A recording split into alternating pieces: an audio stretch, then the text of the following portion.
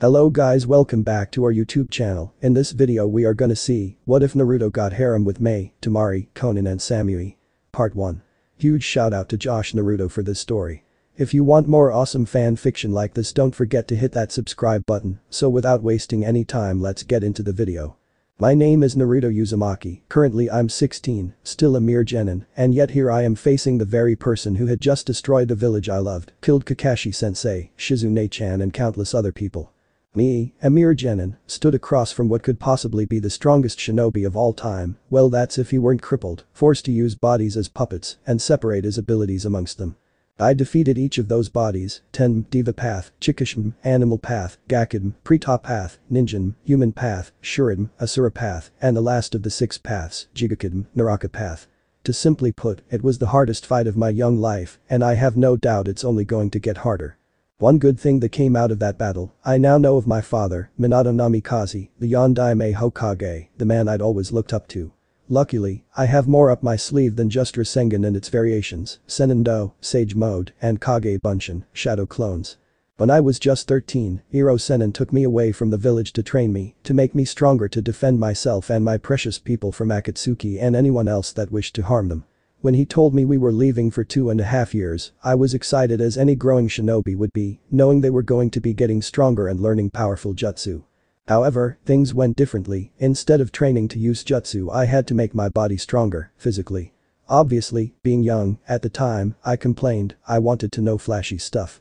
Iro Sennin though had explained what we were going to be doing in the time I was with him. He told me had originally planned to just build my strength, speed, resilience, chakra control, to jutsu and maybe QB's chakra. I had been about to complain at the time, but thankfully before I could, Iro Sennin had further explained. After Sasuke's betrayal, he had changed how he was going to train me, since I had more than just Akatsuki to deal with. Instead of just those aspects of a shinobi, he had decided to fill me up with ninjutsu to make me the best I can ever be. So for those years and the 6 months, my taijutsu was improved to the point that I could go toe-to-toe with Iro Sennin and only come away with a few bruises. It wasn't perfect at the time, but then I knew I could still improve it. My speed had increased beyond even Iro Sennin's expectations. Well, that's what he told me. I could simply vanish from one spot and appear a good distance away using my newfound speed, Iro Sennin, and I had decided to call it Shunpo, Flash Step. Ninjutsu on the other hand, which is still my favorite aspect, had grown leaps and bounds. I found out my nature affinity were Photon, Wind Release, Raiten, Lightning Release, and Suiton, Water Release. However, in the time limit we couldn't master each of them. Iro Sennin had recommended training with Raiten and Suiton at the time, which I had fully mastered by the time I came home. I learned, mastered and even creating some of my own jutsu in those 2.5 years. Some could be considered even S rank, which I was entirely pleased with, knowing I had created such strong jutsu. Though, Iro Sennin had told me that when we returned home that I should keep it all a secret, to only show so much. He hadn't wanted Akatsuki or anyone else to find out just how strong I really was. When I'd asked him how strong I was, he had truthfully told me I was at least mid-high rank. In the end I agreed to only show a little of what I could do, though at times I hated it. Aside from training, I had grown in the time away from the village, becoming more of an adult. Perhaps saying it to myself sounds like I'm boasting or over-exaggerating, but either way it's true. I became more mature, looking at the world for what it was, not the naive way I had forced myself to live, due to how I had grown up under the hateful glares of the villagers. During the training trip, we had ended up in Suna, which I was happy to see Gaara after a long time. At that time though, he was just a chunin, so finding out he was Kazekage once I returned was a greater shock to me. Anyway, while in Suna I relaxed for a short time, getting to know Gaara much better, teaching him more about the world, since he had been cut off from a lot in his time as a killer. In that time though, I got closer to Temari, Gaara's sister. Even back then I couldn't deny her beauty, her simple grace, and how she held herself with pride as a kunoichi, even when some looked down upon them. She was never afraid to speak her mind. She was blunt, honest and deadly, a combination I like in a woman. It was at that time I had realized I had become more mature. I wasn't afraid to tell her she was beautiful like I would have been before I had left with Uraya. Seeing a person like Temari who didn't show too much emotion blush made more bolder, more honest and overall more confident, the very thing I needed in life. She was also the woman I had lost my virginity to. It wasn't some drunken accident or a case of why not. It was because I liked her and she had admitted she liked me over time. Iro Sennin and I had spent 2 weeks in Suna, or rather I did while he went of information gathering. I was 14 at the time, a young time too for some to lose their virginity, I know. In the second week, Temari had told me she liked me as more than a friend. I had been shocked that someone so beautiful would even like me, but hey, I wasn't complaining. She had gone on further explaining that she was attracted to my strength, both as a shinobi and person. To her I was the hero who saved her little brother from becoming a monster for life. I had denied her claim and told her I was no hero, but she shut me with a kiss. The kiss that had truly shut me up. Even when it ended, I wasn't proud of my mind blanking on me or my brain stopping from functioning back then. After that, we had talked about everything. Few kisses were shared once I had become more comfortable around her and kissing her very soft and sweet lips. I had explained to her that being in separate villages would make any kind of relationship difficult. After we had a talk about that, we agreed to enjoy our time together while we could and we worry about all that later. She told me we were shinobi, we may not have long lives. I'd agreed, knowing being a Jinchuriki I may have a shorter life than anyone. On that note, she had grabbed me by my t-shirt and warned Kankerm, who was also in their manor, to not bother them and keep Gaara away before taking me to her room, locking the door where we spent all night and most of the week, having sex like wild animals.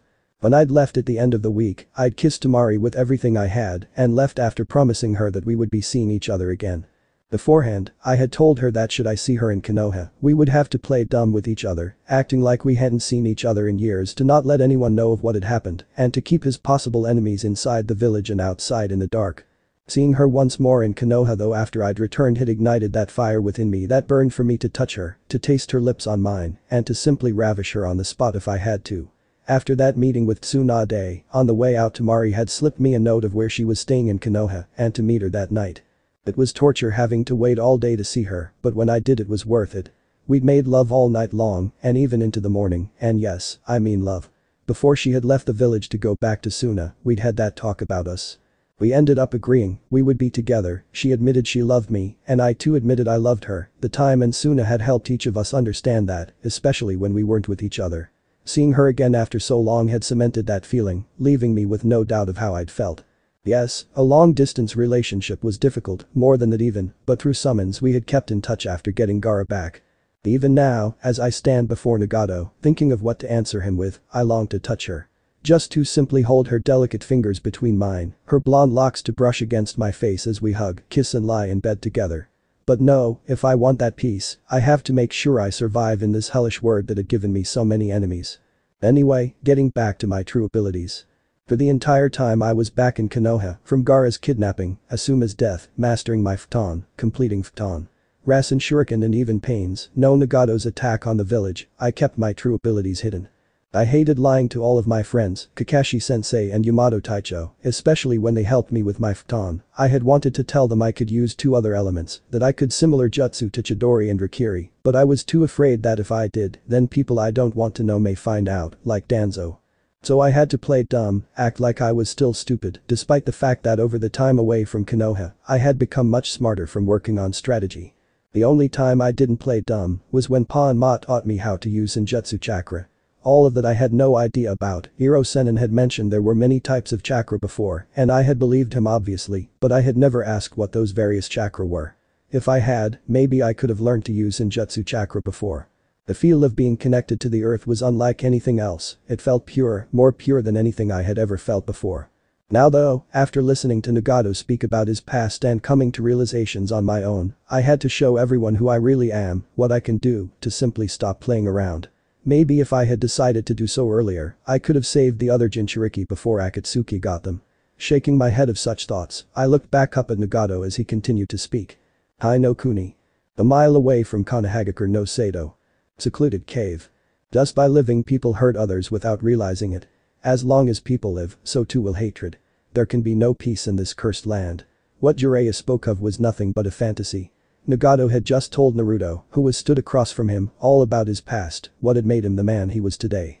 Nagato had told Naruto all about his past. How he, Konan and Yahiko were all just poor orphans in a megacure. He told him about how Jiraiya found them and had trained them in the ninja arts for 3 years. However, it ended when Jiraiya left at the end of the 3rd year. They then proceeded to start a rebellion against Hanzo and all those on his side. However, it all went down the drain when Danzo and the other 2 elders along with all his root shinobi made an alliance with Hanzo to destroy the rebels. The Noha at the time was neutral with aim during the time of the battle between the rebels and Hanzo. Naruto then realized that Danzo and the elders had performed treason behind the Hokage's back, while Sarutobi was Hokage, while his father was Hokage, and he had no doubt that Danzo was performing treason, while Tsunade was in charge. The good thing to Naruto was now he could have proof against him in the form of Nagato and Konan. Nagato then explained that Danzo had taken Konan hostage and ordered one of them to kill the other or she would die. Nagato refused to kill Yahiko, but Yahiko didn't want his friends hurt, so he ended up attacking Nagato and got Nagato to stab him. Yahiko had smiled and gave Nagato one last hug before dying. Nagato had become overcome with rage and attacked the entire army that were there. He was the one who had given Danzo that scar across his eye. He had even killed Hanzo, but his legs were severely damaged. After that Nagato had made Yahiko his first body and then he created the Akatsuki to create peace. I lost so many more friends in battle after that. So many friends, so many people kept dying. Everyone in the Land of Fire crows about peace, but each mission Konoha undertakes funds the war. The people of the Land of Fire know they are in conflict in the war, yet they hypocritically speak of peace. The peace of the big countries is built on the sacrifices of the little countries. Now you see my reasons. Back in the village I asked you if you had a better solution, do you? Nagato asked. Naruto was silent for a moment. That may be true, he said softly as he pulled out a book with the title, The Legend of the Gutsy Ninja, and remembered Jiraiya's words. I believe the time will come when people truly understand one another. I think you're right. Naruto said, shocking Nagato. Really? Nagato asked with wide-eyed. I understand you. But I still can't forgive you, I still hate you. Then let's finish this. Nagato stated, moving to get out of the machine he was placed in. But Nagato stopped as Naruto spoke, the blonde's blue eyes fixing him with a gaze filled with so much determination it was almost frightening. That Iro Sennin believed in me, so I will believe what he believed in. Naruto stopped, his grip tightening around the spine of the book. That's my answer. Nagato's rippled eyes had gotten wider as the blonde spoke. I won't kill you. What is this boy? Konan wondered to herself, staring at the blonde in question with shock and awe. Never before had she seen so much determination in someone's eyes, well, besides Yahiko, that is. You won't kill me? Nagato turned the statement into a question, more for his benefit than anyone else's. The words repeated over in his head and he couldn't help but wonder how such a young man could be so determined after being given the short end of the stick since the first day of his life. You will believe in what Jiraiya believed in. I see, so that's your answer. He looked at Naruto for a moment before shaking his head with incredulity. So should we just sit here and wait for you to bring peace to the world? He asked rhetorically as he inclined his head to move forward. Give me a break. How can I believe in Jiraiya now? There's no such thing as real peace. Naruto looked up from the book. It's impossible as long as we're living in this accursed world. Then Naruto spoke up after a moment, his sage mode still active. I will break the curse. If there's such a thing as peace, I will find it. I won't give up. Nagato's eyes had gotten wider with each word spoken before looking at the young man in bewilderment. That's words eluded him as he tried to say what even his mind couldn't place together. Konan looked at her lifelong friend in alarm at seeing him so shocked and simply taken aback. Nagato, what's the matter? Those words Nagato uttered, staring down at the blonde. That's right, those were lines from this. Naruto spoke low, looking down at the book in question. The first book he ever wrote. He wrote this book to change the world. At the end, he says he was inspired by a pupil of his to write this. That was you, Nagato. Nagato looked at him in further shock, his Rinnegan glowing from his emotions. What? Nagato muttered. Is this just a coincidence? Naruto hadn't finished yet though. And the name of the main character is Naruto. Nagato's wide eyes hadn't lessened in their intensity, only rose. So my name is a precious memento of him. I can't just give up on and stomp of this memento. I will become the Hokage, like my father before me. And I'll make sure there's a place for a Megakure, too.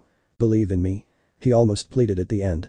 Nagato stared at him for a moment, and for that single moment, he could have sworn he saw Yahiko's translucent figure hovering behind Naruto, as if they were one and the same. We studied under the same master, I told you before that we should therefore be able to understand each other. Then, I was just joking, but now you're an odd kid, you remind me of myself when I was younger. Nagato Konan whispered to herself, glancing at the red-headed shinobi. I couldn't believe in what Jiraiya believed in. Or in the man himself. A different path. In you I can see a different future. Nagato looked up into Naruto's own startled sage eyes. I will believe in you, Naruto Uzumaki. Naruto let out a breath and a weak smile as his sage mode finally ran its course and returned his eyes to their shocking blue color. Thank you, Nagato. He whispered in relief. Naruto Uzumaki, Nagato spoke, gaining the boy in question and Konan's attention. Before I die, there are a couple things I must do. I wish to give you a gift, one that will allow you to bring peace to the world as you want to." "What?" Naruto questioned with a confused look. He may have gotten smarter, but at the moment he just couldn't see what Nagato meant. "My eyes, the Rinnegan will be put to better use in your care," Nagato said, drawing a gasp from Konan, while Naruto's eyes had gone wide and mouth agape. "You have more potential in you than you realize. Just looking at you, I can tell you're stronger than you show or even understand." "I don't understand," Naruto told him truthfully. "You have power locked away within you. You are of the Namikaze clan, a clan blessed with a Kekkei Genkai, the same one that allowed your former Hokage and father, Minato Namikaze, to create the Hiraishin," Nagato informed the Uzumaki. "How do you know who my father is?" Naruto asked with a raised eyebrow. "And I don't have a Kekkei Genkai. Like I said, your potential is locked away within you. Most likely due to the seal holding the Kyuubi back or the Biju itself," Nagato explained. "There are more to my eyes than them being a taijutsu. In a way, they are sentient, they hold knowledge, power and the ability to bring change to the world. The Rinnegan's chakra will merge with you, travel through your body, and change it to how it should be. You will most likely grow taller, your hair may change, you may gain more muscle. I don't truly know what will change in you. But I do know, it will unlock your potential, give you your true power." Naruto looked at him shocked for a moment at the ability of those eyes that were considered a myth not long ago before blinking. "How would you even give me the Rinnegan?" he asked, considering its power. After all, power in the right hands could be used for good. Nagato smiled down at him. "I will have my Rinnegan implanted within you, it will sense your Uzumaki blood and chakra and it will bond with your chakra network, your mind, and bring out who you really are." "Uzumaki blood? And chakra?" Naruto questioned before blinking in shock. "Then you're an Uzumaki?" "Yes," Nagato answered with a sad smile. "We are distant relatives, at least I believe so. My family had left the Uzumaki homeland before it was destroyed and moved to Omegakure." He flinched as he felt his life leaving him, bit by bit. "Anyway, back on topic. When I have my eyes transplanted within you, I will be passing along everything my Rinnegan has stored, jutsu, knowledge. You will be able to use jutsu you've never used as if you have used them before. It may get confusing for a while, but over time you will think nothing of it. The transplanting will be painful, I warn you, which is why I must have you be unconscious during the procedure. In that time, your DNA will change, your body will change to how you should look, and you will know everything I do." Naruto looked at Nagato for a moment. "Say I agree to have this done, then will I have to go out and find some dead bodies to share the power I'll possess?" he questioned, not wanting to go that far for power. "No." Nagato chuckled, shaking his head. "I had to do that because when I first used my Rinnegan I used a technique my body wasn't ready for. It left me crippled, unable to use the full capabilities.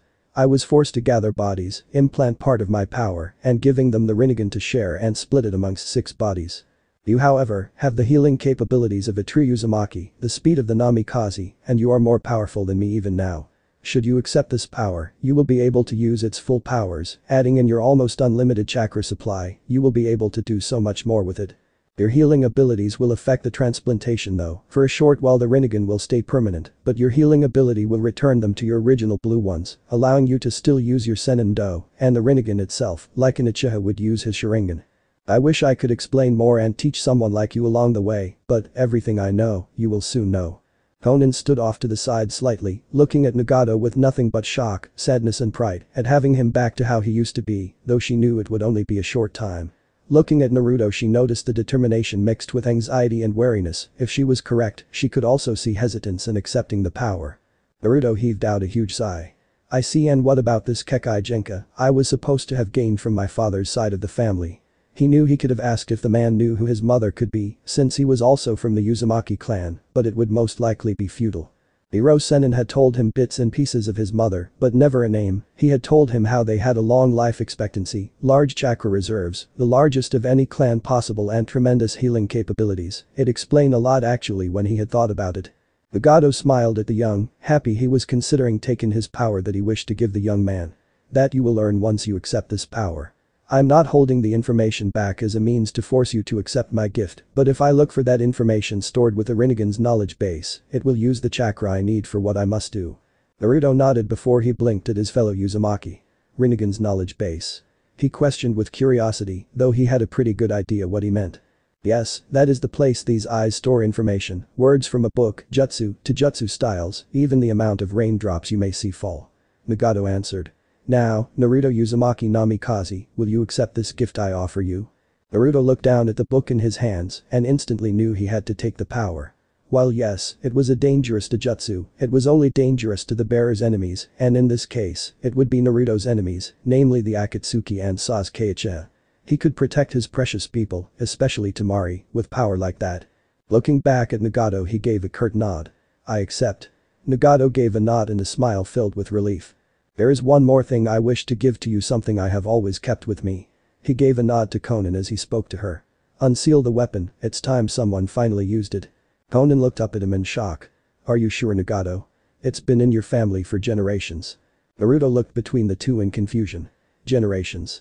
So it's a family item?" he asked with a raised eyebrow. "Yes, I'm sure, Konan." Nagato assured his friend with a nod. Turning to Naruto, he gave a nod. "Yes, it had been passed through my family generations after generations. It is a weapon from the Uzumaki clan, in other words, and there was little information on it as it had been forged in the era that the Rikudō was alive. It is known as a Zanpakuto Soul Slayer. Like many other weapons, it is also sentient, it will only allow those with great strength wield it, so far, there have been none, its true name isn't even known. I hope that you are able to wield it to its true potential." He explained of the ancient blade. Naruto was riveted by the information, a weapon from his clan, a powerful one at that, being given to him. God, he hoped he could use its power, he hoped it would accept him as its wielder. Konan sighed and reached into a back pocket, pulling out a scroll with a clip on it. Flicking the clip, she knelt to the floor and rolled it out along the ground. On the scroll, the kanji for Zanpakuto was inscribed along it. Biting her thumb to draw blood, she swiped it along the seal, and one poof of smoke later, and a sword appeared on top of it. The sword was a work of beauty, it looked like a normal katana, with the exception of the guard, which was in the shape of a four-pointed bronze-colored star. Its hilt was light blue, and beside it was a dark blue sheath. "It's beautiful," Naruto whispered, transfixed by the sword that looked as if it had just been forged. "But it is," Nagato commented as he gazed at the weapon. Konan gently picked the sword up and slid it into its sheath with a click before standing up, holding the sword across her hands. Walking across to Naruto, she held the sword out with a frown, in a way it was like losing a piece of Nagato she always kept. Naruto hesitantly held out his hands to grasp the sword, pulling it from the blue-haired woman's grasp. Sliding his hand along the sheath, he grasped the hilt and gasped as a word, or a name whispered through his mind. "I'm Rinnegan, is that your name?" he questioned to it. He had been told by Jiraiya and even read up on sentient weapons and how they sometimes held some sort of life or soul within them. However, there was no answer from the sword, forcing him shake his head clear before looking into the proud eyes of Nagato and awed ones of Konan, who had moved back to the side of her friend.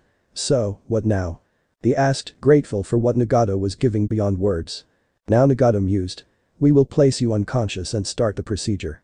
Don't worry about returning to Konoha too late, this will take at least 5 minutes with Konan's skills, and then a couple minutes to bandage your eyes, and your healing abilities will kick in straight away. Hopefully, it will only take about 30 minutes. Naruto-kun." They all heard an unfamiliar voice, though to Naruto it was familiar, causing him to jump, having forgotten about his extra passenger. He looked on his shoulder to see Katsuyu slither up to it and look at him. "What shall I tell your friends?" she asked politely. "Oh, Katsuyu, I almost forgot you were here," Naruto exclaimed with wide eyes before taking a deep breath. Tell them I'll be back soon and to not worry." He almost grimaced at what he'd said, telling people like Sakura-chan not to worry when he had gone off to God knows where was like asking them to panic. Katsuyu looked at him for a moment, scrutinizing him and hoping he was making the right decision by taking the power of the Rinnegan. Though even she knew how much it could help Naruto. "Alright, I hope you know what you're doing. For Tsunade-sama's sake," the little slug told him, getting a small smile in return. "I do." He gave a nod to the slug queen. Naruto sighed and gave a nod to Nagato about what he'd said before Katsuyu reminded him she was still there, praying everything went fine. "Alright, let's do this," he trailed off as he felt a prick in his neck, his vision went blurry, his speech went slurred, and he couldn't find the strength to stand. The last thing he saw was heading to the ground before everything went black. Konan pulled the needle from his neck and quickly caught him before he struck the ground. "Got ya," she whispered, lowering the future Rinnegan wielder to the ground, the only hope the world will have for a savior. Nagato smiled sadly as he watched Konan place the young Uzumaki on his back and brush his hair back before untying his headband and placing it beside him. He knew it couldn't be easy on Konan, knowing he was about to die from using Chibaku Tensei in a weakened state and what he would be doing in a few moments. However, he couldn't, no, he wouldn't trust anyone else to perform such a delicate surgery on him to transplant his eyes into Naruto's sockets. "You will be a force to be reckoned with, Naruto Uzumaki." But the Rinnegan, your true power, the Namikaze Kekkai Genkai, that Zanpakuto and also the power placed within you by Itachi Uchiha, you will give birth to a Dojutsu unlike any other someday in the future, and you will use it to bring peace to the land. Coughing up some blood, he looked up into Konan's concerned eyes. Nagato, do you have to do this? She asked, biting her lip to stop her emotions from jumping out. After everything I've done, this is all I can do to repent for my mistakes. He looked down at his fellow clan member. This is all I can do to give Naruto-kun the power to protect his future and the world's future. He will give birth to a new era, one of peace. The least I can do right now is to give him the power and the hope he needs to make those dreams into reality. He placed his hands in a seal. Help him back to Konoha when this is over. He will most likely go into a coma for a couple days to gather the information within the Rinnegan and use that time to look through everything. What about Madara? Konan asked, accepting her mission. Nagato's eyes narrowed at the name. He will be looking for my corpse to take my eyes, no doubt. Forget about him, protect Naruto. If Madara finds out what has happened here, I don't know what Madara will do to get these eyes. Though, I wouldn't be surprised if he had some way to receive a Rinnegan eye. Understood. Konan asked shortly before closing her eyes as Nagato's chakra spiked, well, what he had left. Jedm. Rin Tensei no Jutsu. Outer Path. Samsara of Heavenly Life Technique. Hanahagakure no Sado. Everyone was starting to collect all the corpses of people killed in the invasion and placing them all at the same part of the village when all of a sudden a massive poof of smoke rose up from the center of the village. When the smoke cleared, it displayed the outer path in all its glory. What's going on? Ino asked, slightly scared. Did Naruto lose? Shikamaru asked, worried himself. They hadn't heard of anything in a while now and the people were getting anxious of what may have happened. No, Shino's monotone voice broke through the whispers of the younger generation. Look. They all looked at the creatures as its mouth opened up to impossible lengths and thousands of green tendrils burst from its gaping maw.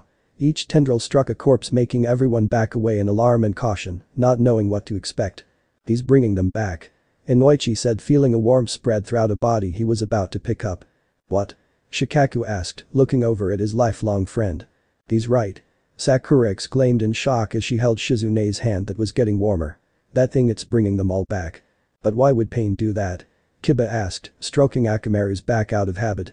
Sakura smiled to herself, knowing just why someone who had just destroyed their home and killed many people would suddenly bring everyone back to life. Because he was changed by Naruto's power to bring out the good in someone and change their views. She told them, almost wanting to laugh out of sheer joy. It meant Naruto was alive, he had convinced Pain to do good. She just didn't know what else Pain Nagato would soon do to give them hope that the future wasn't lost. A mile away from Hanahagakure no Sado. Secluded cave. Minutes later. Nagato had just finished the jutsu and had been laid down beside Naruto by Konan, who had to wipe at the tears that fell from her eyes. Coating her hand in green chakra, she bent beside Naruto Uzumaki and placed her hand just above his left eye. I hope you know what you're doing, Nagato. She told the body of her now deceased friend. Looking down at Naruto, she smiled slightly through the tears that wanted to fall. You'll become a strong man, Naruto-san. I'll do as Nagato wished and help you where I can. With one last sigh, she got to work on transplanting the eyes. 25 minutes later. Naruto had woken up a few seconds ago and came under onslaught of information, images and stuff he couldn't understand flying around his mind. Pain unlike anything he had ever felt stabbed at him in his mind, eyes and even his body ached as if he'd been crushed under the Hokage mountain. Despite the intense pain, he could see jutsu flowing through his brain, how to use them, what they did, how much chakra they took, when to use them even. There were so many jutsu, and yet he had no idea what they were, and yet he did as well. Was this what Nagato had meant? A part of him knows but the other is clueless. I swear to fucking Kami, if this pain doesn't lessen, I'm gonna use these, bring Nagato back and kick the living shit out of him. God, it feels like my eyes are on fire. I really am being given everything he knew, ninjutsu, genjutsu, taijutsu and even kenjutsu, thousands of books worth. I even know how to do all that. Whoa, information on the Sharingan, Byakugan and even Kekkai Genkai from other villages. Maybe when this incessant pain stops I can sort throughout everything, especially once my body stops aching all fucking over. A sharp stab of pain spiked through his hand, forcing his hand to immediately grasp that part as his back arched from the ground. He absently noticed the feel of bandages wrapped around his eyes. So, what happened to Nagato? Before he could verbalize the question, the last moments of Nagato's life flashed through his mind in less than a second, as if telling him what he wanted to know. He brought everyone back. How? He sacrificed himself to repent and give me hope. I thought he was just dying, I never realized he was killing himself. The pain subsided for a moment. I promise Nagato, I'll train to become strong, stronger than ever before. I'll learn to use these eyes of yours as if they had always been a part of me, which technically they always have since I now know what you know. Anyway, I won't let your sacrifice be in vain.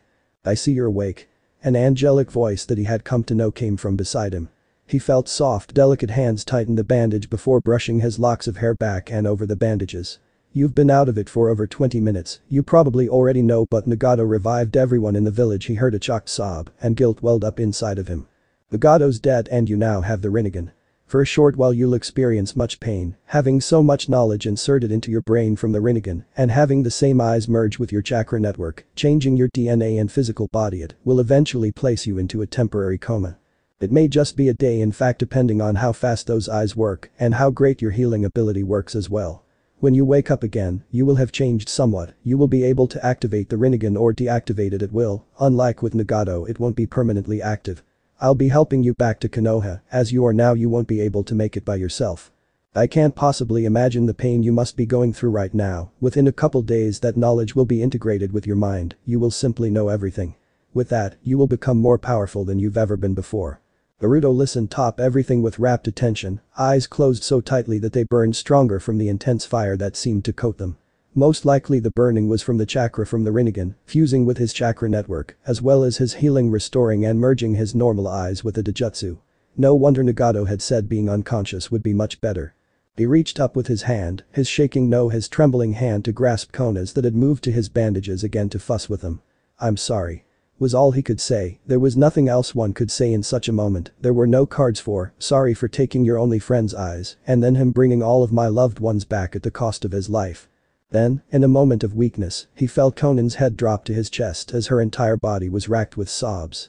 Tears soaked his chest, and it was now he realized he wasn't wearing his jacket anymore.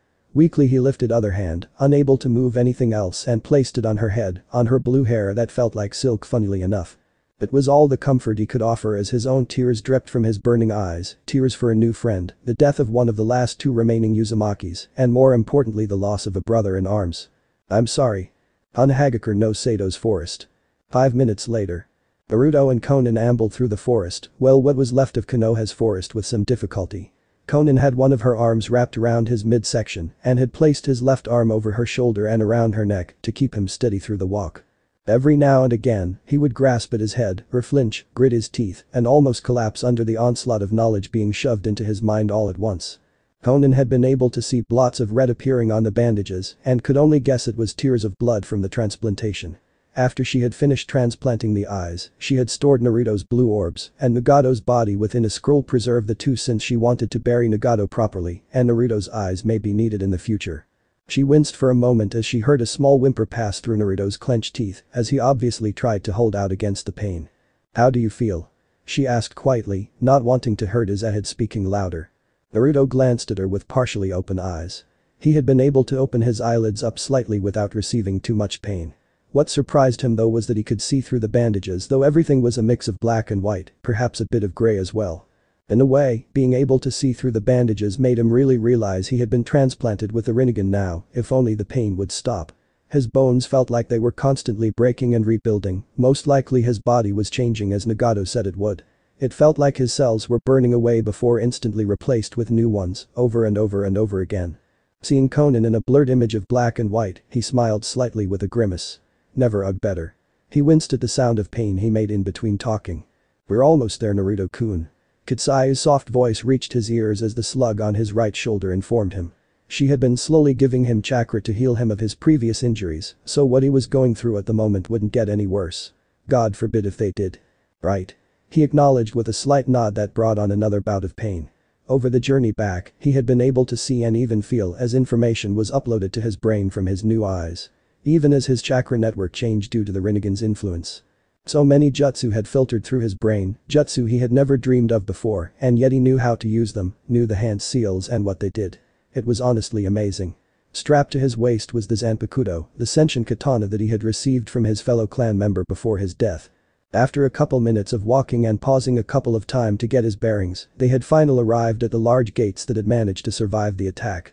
Walking further in, still held up by Konan, they stopped just inside the gate as they came upon a scene that Naruto would have embedded in him for his entire life. Every villager, shinobi and hell he could swear there were animals, all of them were stood in a large gathering apparently waiting for him. "You did it, Naruto," shouted a shinobi. "Welcome home, Naruto," exclaimed a civilian girl. "You're a hero," cheered another shinobi. "We believed in you," cheered a section of ninja. "Thank you, Naruto," cheered more civilians. Naruto's mouth opened wordlessly, unable to say anything to express what it all meant to him. Against his will, tears of blood slid down his face at finally being acknowledged, a part of his dream was complete.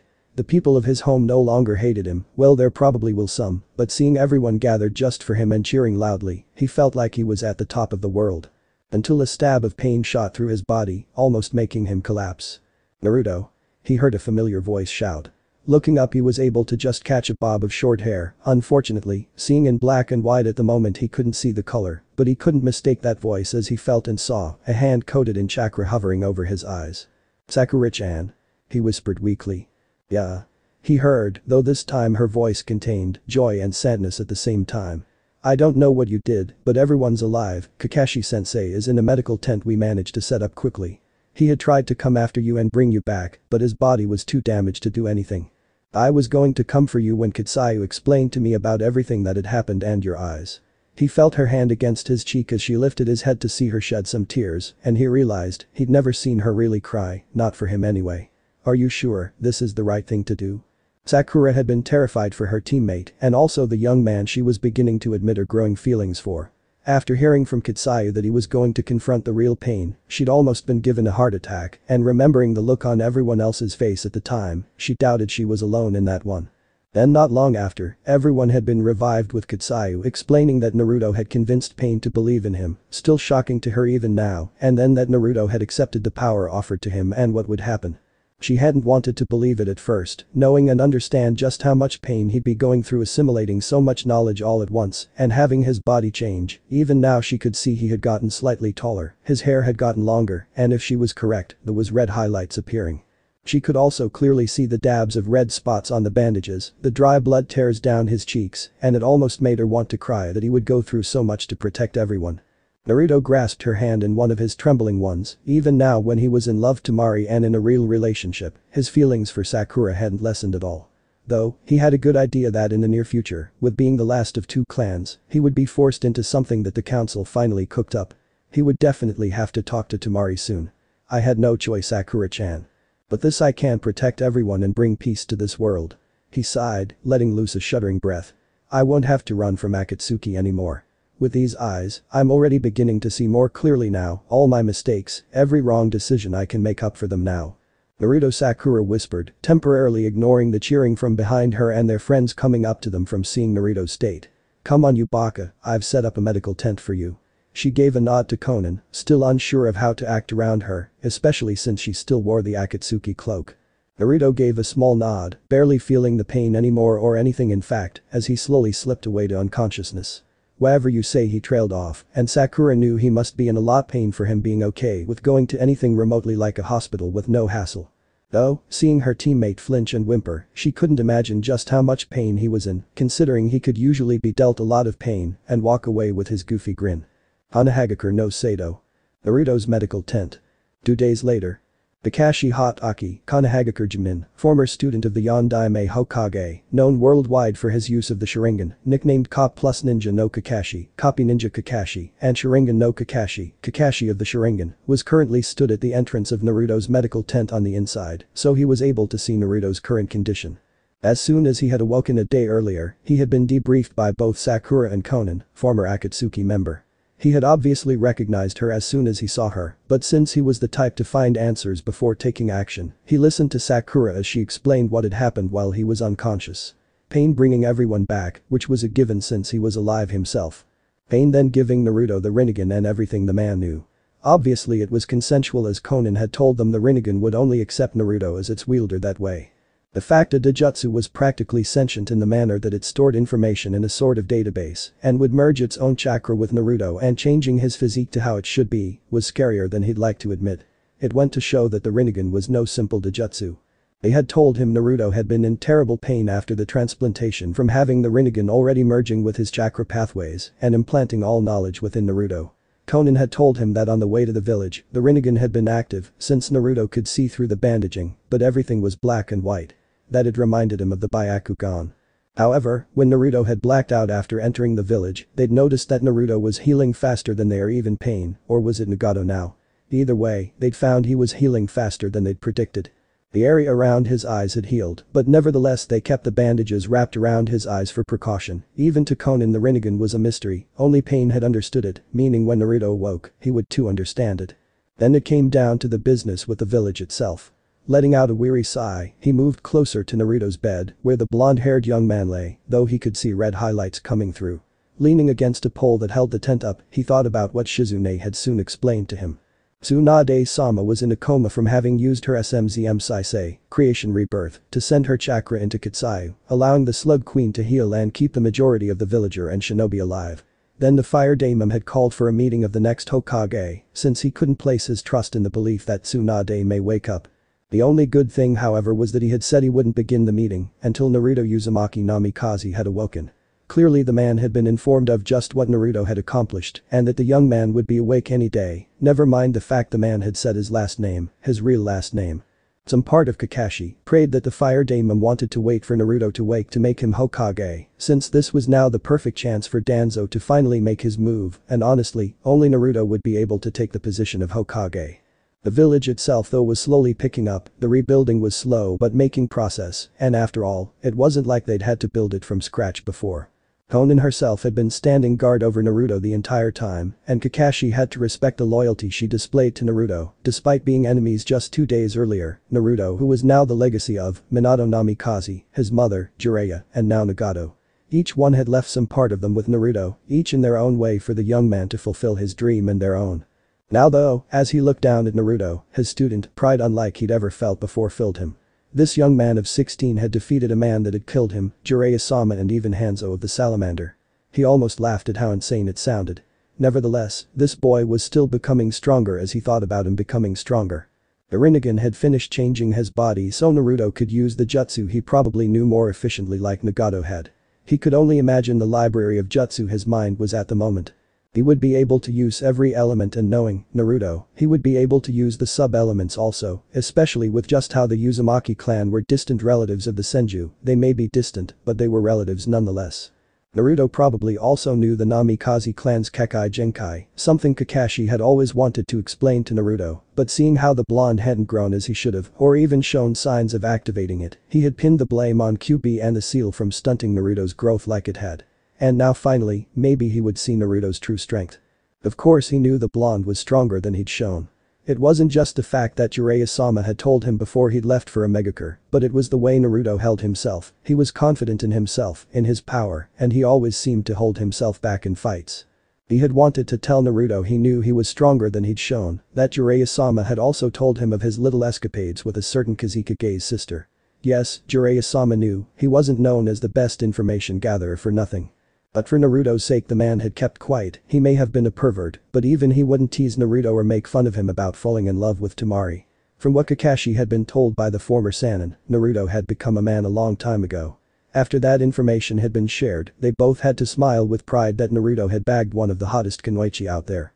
Kakashi understood Naruto's reasons for keeping everything a secret, but he would have liked to talk about the boy he'd come to see as a son or maybe a nephew about his personal life. Sighing, he decided not to lament on what could have been, but rather what could be. He just hoped that despite Naruto becoming even more powerful, he would still hold an important place in his life. You have no idea how much you affect people. Sakura's changed from being a less talented kunoichi to one that could and most likely will become one of the strongest shinobi. Sai, I may not have been in the same team as him as long as you, but for you to have changed someone like Sai to become loyal to you, even more so than Danzo, is incredible. Even Hinata now has almost stopped her stuttering. I don't know what happened when she stepped in between you and Pain, but Sakura told me that Hinata seemed more confident in herself now.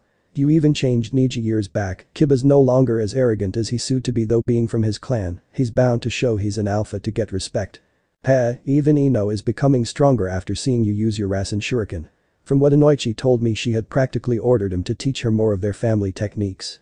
She learned medical ninjutsu from Sakura and Shizune while you were away leaning and mastering Senjutsu chakra. She may one day become one of the brightest kunoichi alongside Sakura.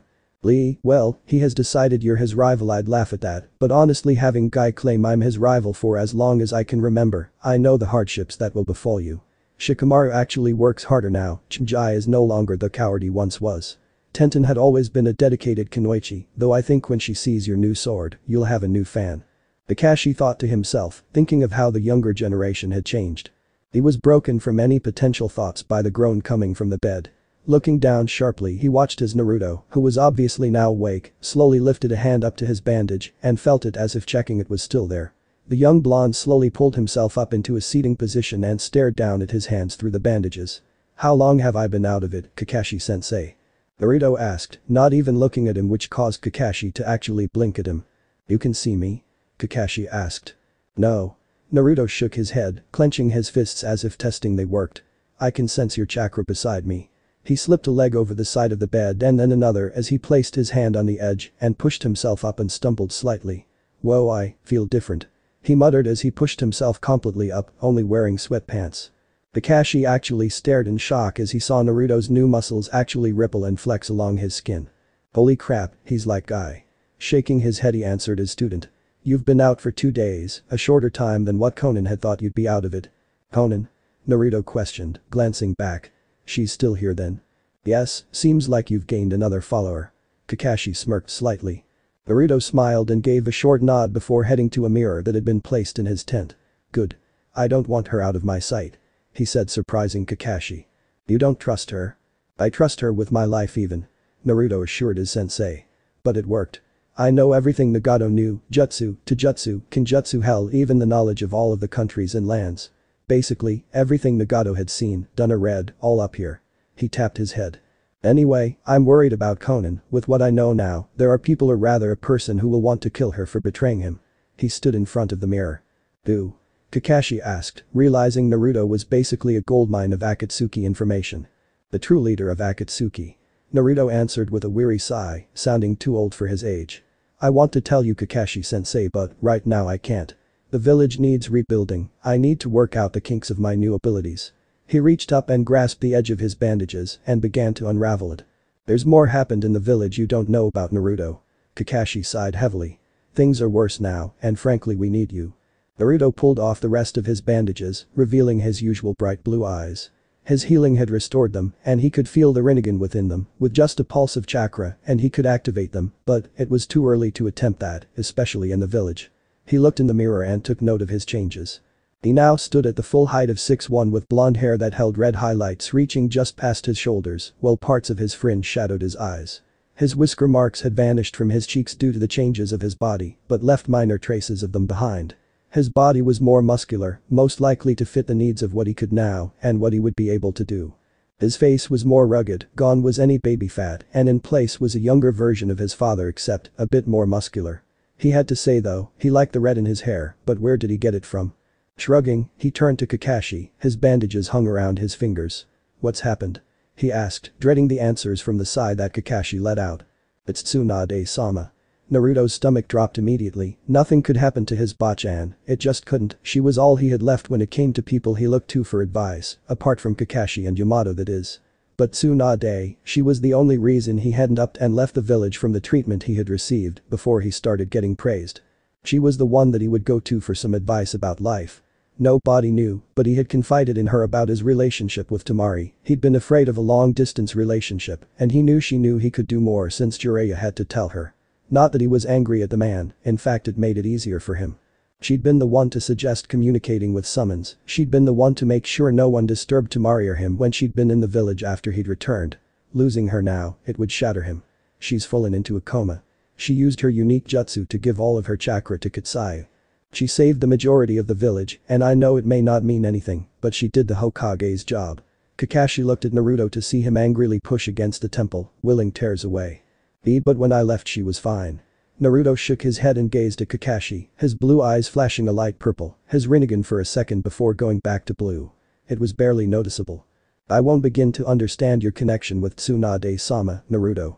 But, when you left to fight Pain. Nagato. Naruto corrected. Call him Nagato, Pain was a mask. Kakashi gave a nod in acceptance. Nagato, Tsunade was forced to drop her gain jutsu and reverting to her true form. Currently, she has barely any chakra within her. You should be proud of her, Naruto. Years ago she would have never dreamed of saving Konoha until she met you. Well, you may not like what had happened, she did her duty. She protected lives ahead of her own, she did what she could to protect her home. Kakashi explained with sorrow at what had happened to their Hokage. Naruto grit his teeth, he didn't like what had happened, but she was Hokage, it was her duty after all. Kakashi was right though, she never would have saved the village and its people before he'd met her, and what would have happened if he hadn't brought her back? Would everyone still be dead? Who on earth would be Hokage? Danzo. The very thought made him shudder in disgust. I understand, I'll visit her when I can. What else is there? He asked, without a Hokage in the village, someone would no doubt be selected. Well, that was the first topic. Second, the Rikudō has called for a summit and I will be frank as to the importance of this summit at another time. However, you should know that this summit will be a convening of the 5 Kages, from Iwa, Kumo, Kiri, Suna, and of course, Konoha. Kakashi explained, they had received the letter earlier that day actually, and it had mentioned about a team of 3 shinobi being sent their way with vital information. I see. Naruto nodded. But, we have no Hokage, right? Right. This brings us to the last topic. Since there is no Hokage, the daimon has ordered for a meeting to take place to decide who will be Tsunade-sama's successor. He held up a hand to stop Naruto from speaking. I know what you're thinking, but at times like these, even I agree we can't wait for her to wake up. Right now, we're vulnerable, more vulnerable we've ever been. The daimon has requested that the meeting be held off until you wake up. The meeting will be between you, the daimon, and the council of Konoha. Me?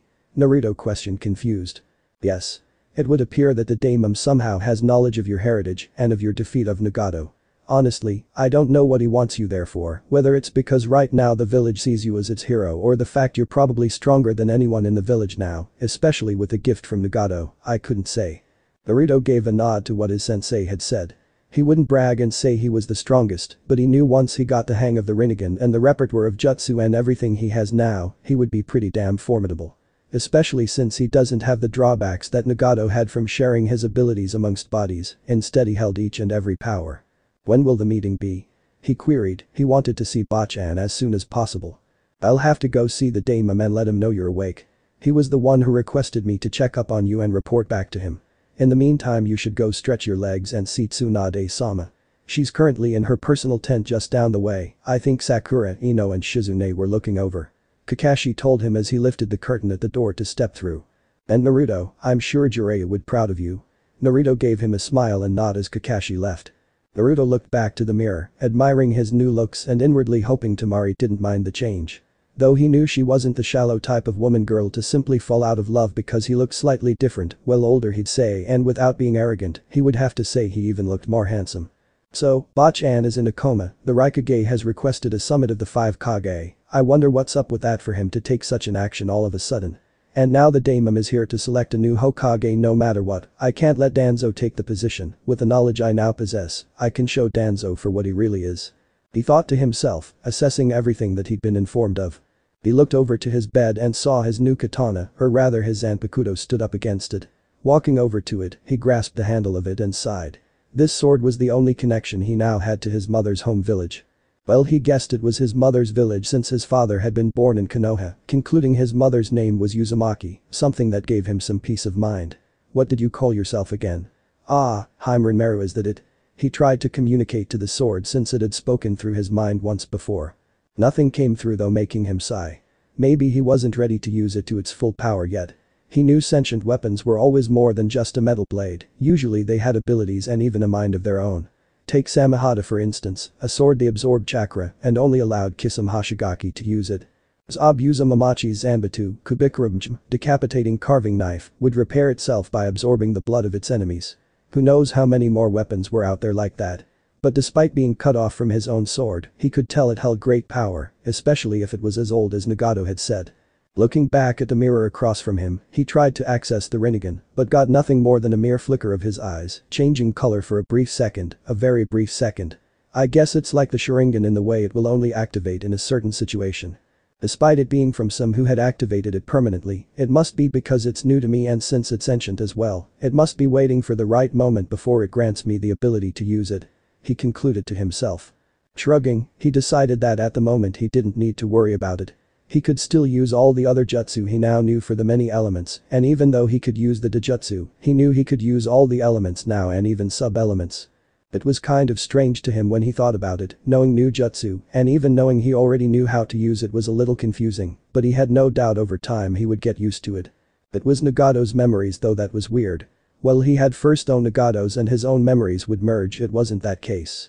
Unlike his jutsu and other abilities he could now do, which were in fact merged with the knowledge of what he could already do, giving the impression he had always used them, etc.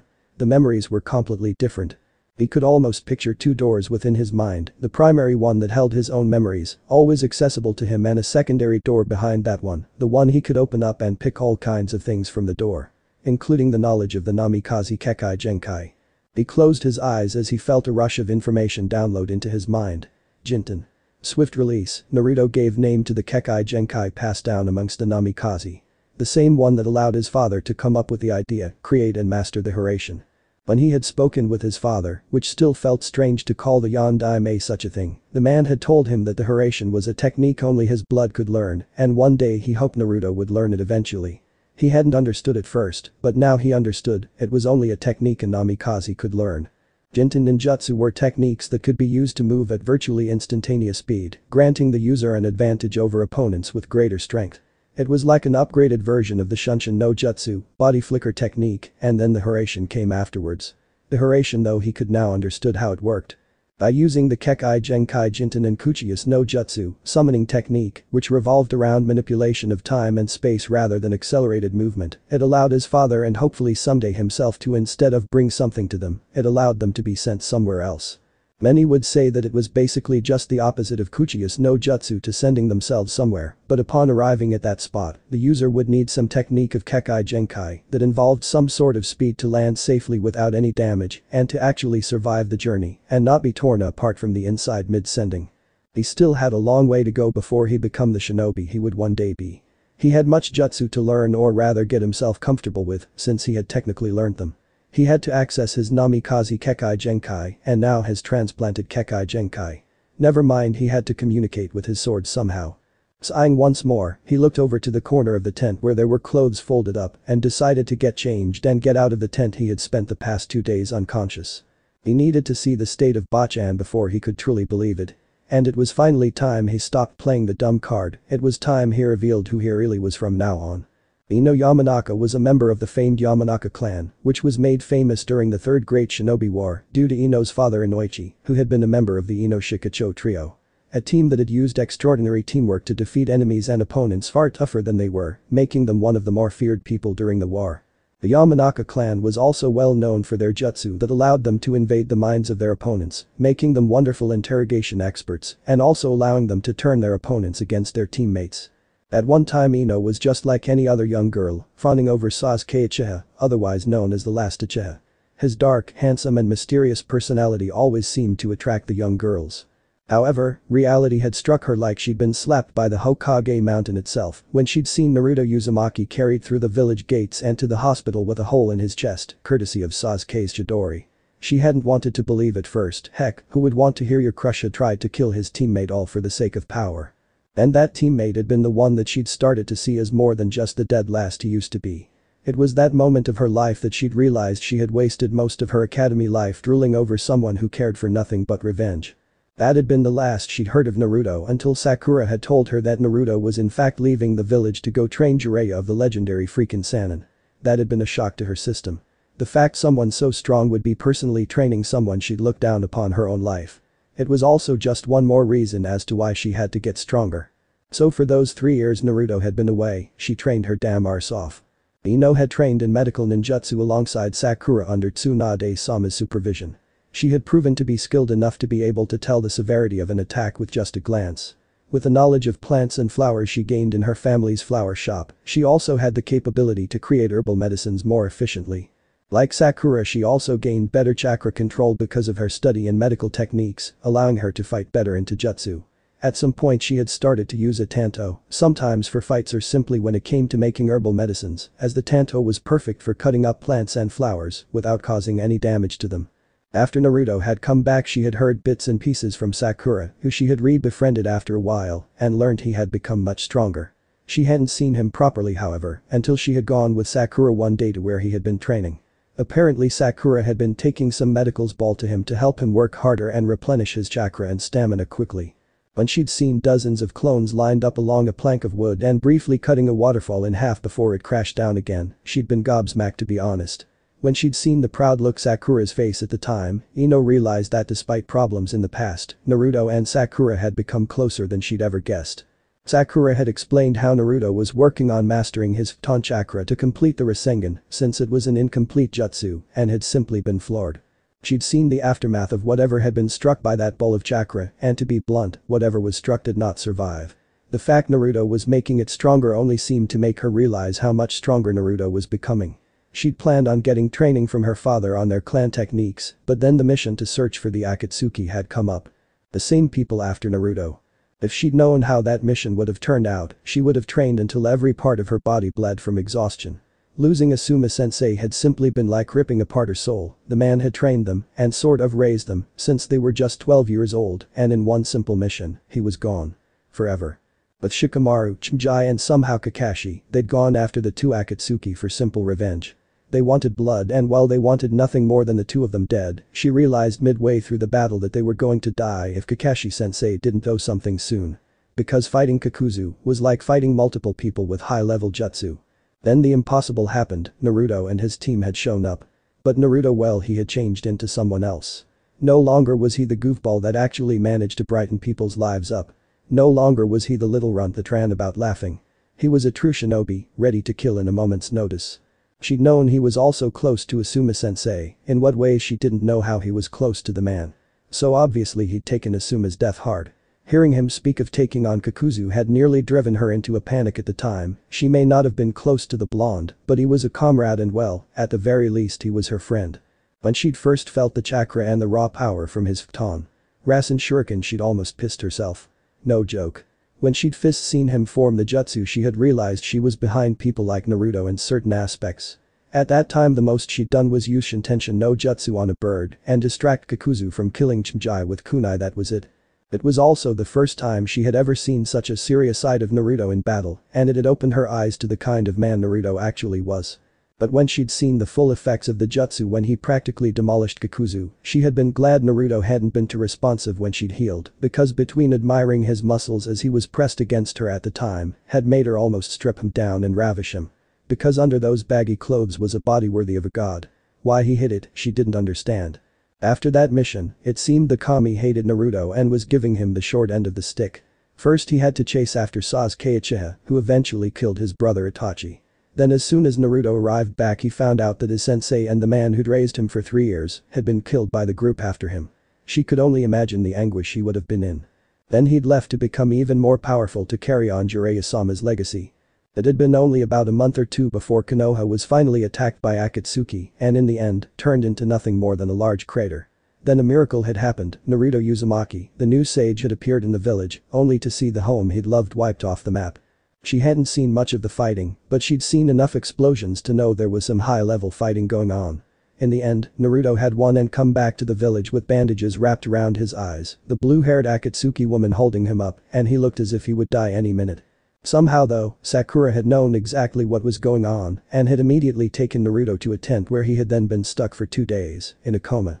However, as she looked down at Tsunade-sama, who was also in a coma and looking her real age for the first time in years, she couldn't help but wonder just how many more tragedies and crises must they go through before finally finding peace.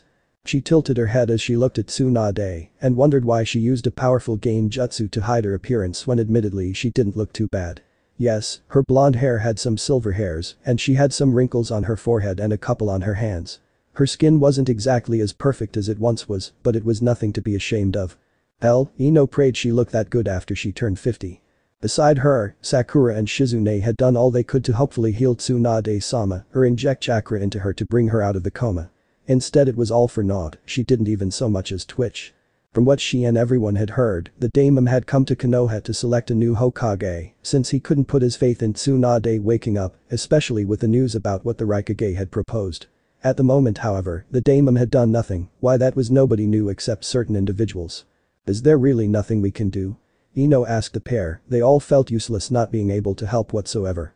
Shizune said as she knelt by her master. No. She used everything she had to give to Kitsuyu to save the villagers. Usually she'd heal quicker if chakra was injected into her, but the strain was simply too much on her body. She informed the two of what they basically already knew. Sakura closed her eyes as she knelt beside her sensei and Hokage and grasped one of her hands. She almost shivered as she felt cold, almost dead feel to it. How could everything we've ever loved just be gone in an instant?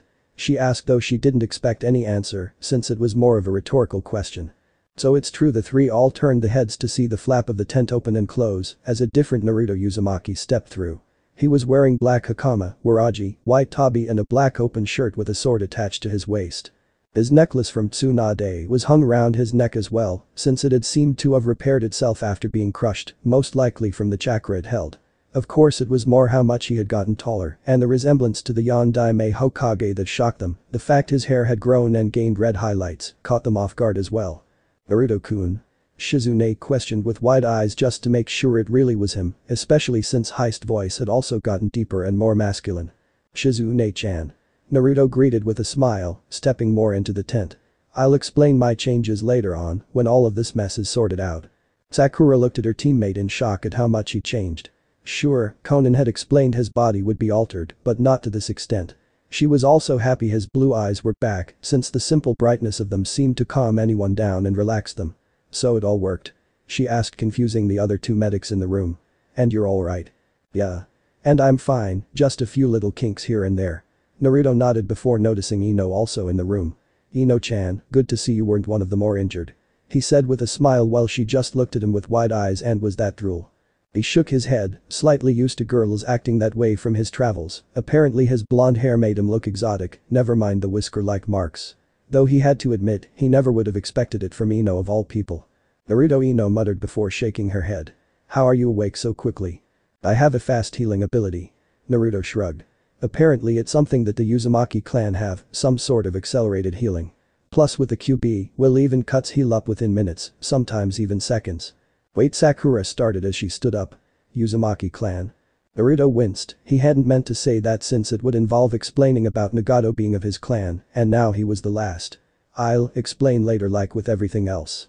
It's still a sore subject, and really I don't even know enough about my clan to even explain it someone else yet." He explained, though he knew he could easily tap into the knowledge base he now had for any information on the clan. Sakura eyed him for a moment before sighing and giving a nod. "Fine, but later, we're talking about everything." She gave him a pointed look which he smiled slightly at. "Sure." He then looked down at Tsunade and sighed before walking over to her. "Kakashi-sensei told me everything that's been happening while I've been out of it. Is there nothing we can do?" he asked the three ladies who sigh in unison as if rehearsed. "As I was telling Sakura and Ino before you came in, Tsunade-sama used all of her chakra to give to Kitsuyu to save the villagers, leaving with nothing and ending up in a coma from the strain. Don't forget, she wasn't as young as she looked. This is her real age, and sometimes I think even she forgets it sometimes." Shizune explained everything to Naruto, who chuckled slightly. "I call her Bachan. Do you really think I'd forget about her age?"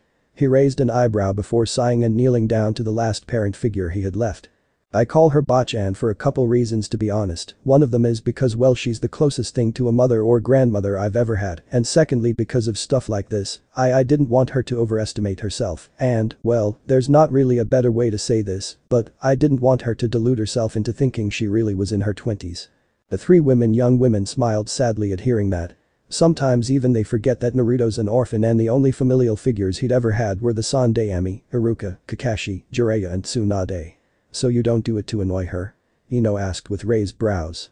Naruto chuckled as he looked up at them. "I wouldn't say that. Although it's not fun when she actually manages to hit me with her damn paperweights." He smiled as he looked back down to the slightly wrinkled face of Tsunade. "It's strange, seeing her so vulnerable," he murmured before sighing and standing up. "Where's Kakashi-san?" Shizune asked Naruto. "He's gone to inform the daimon that I'm awake." Seeing their confused looks, he elaborated. "The daimon didn't want to start the meeting for the new Hokage until I was awake. I don't know why, but I get the feeling it's about my heritage." Shizune's eyes widened hearing that. "So you know then?" she asked almost hesitantly. Naruto smiled at her, letting her know that even though the older women knew, he wasn't mad. "I know that you, Bachan, Hiro-sennin and Kakashi knew, maybe a couple other people knew, but I'm not mad. I probably should be because I've always wanted to know about my parents, but I guess in some way, I'm glad no one told me." Back then, when I was just a kid I was immature, I couldn't keep my mouth shut, got myself into trouble, and while I think I may have kept it to myself all I would have needed was for someone to goad me into something, and the next thing I'll know is that I was at the front gates. He admitted to Shizune with a shrug. While it was true that he understood, he was a little bit angry at Sarutobi for lying to him saying he didn't know.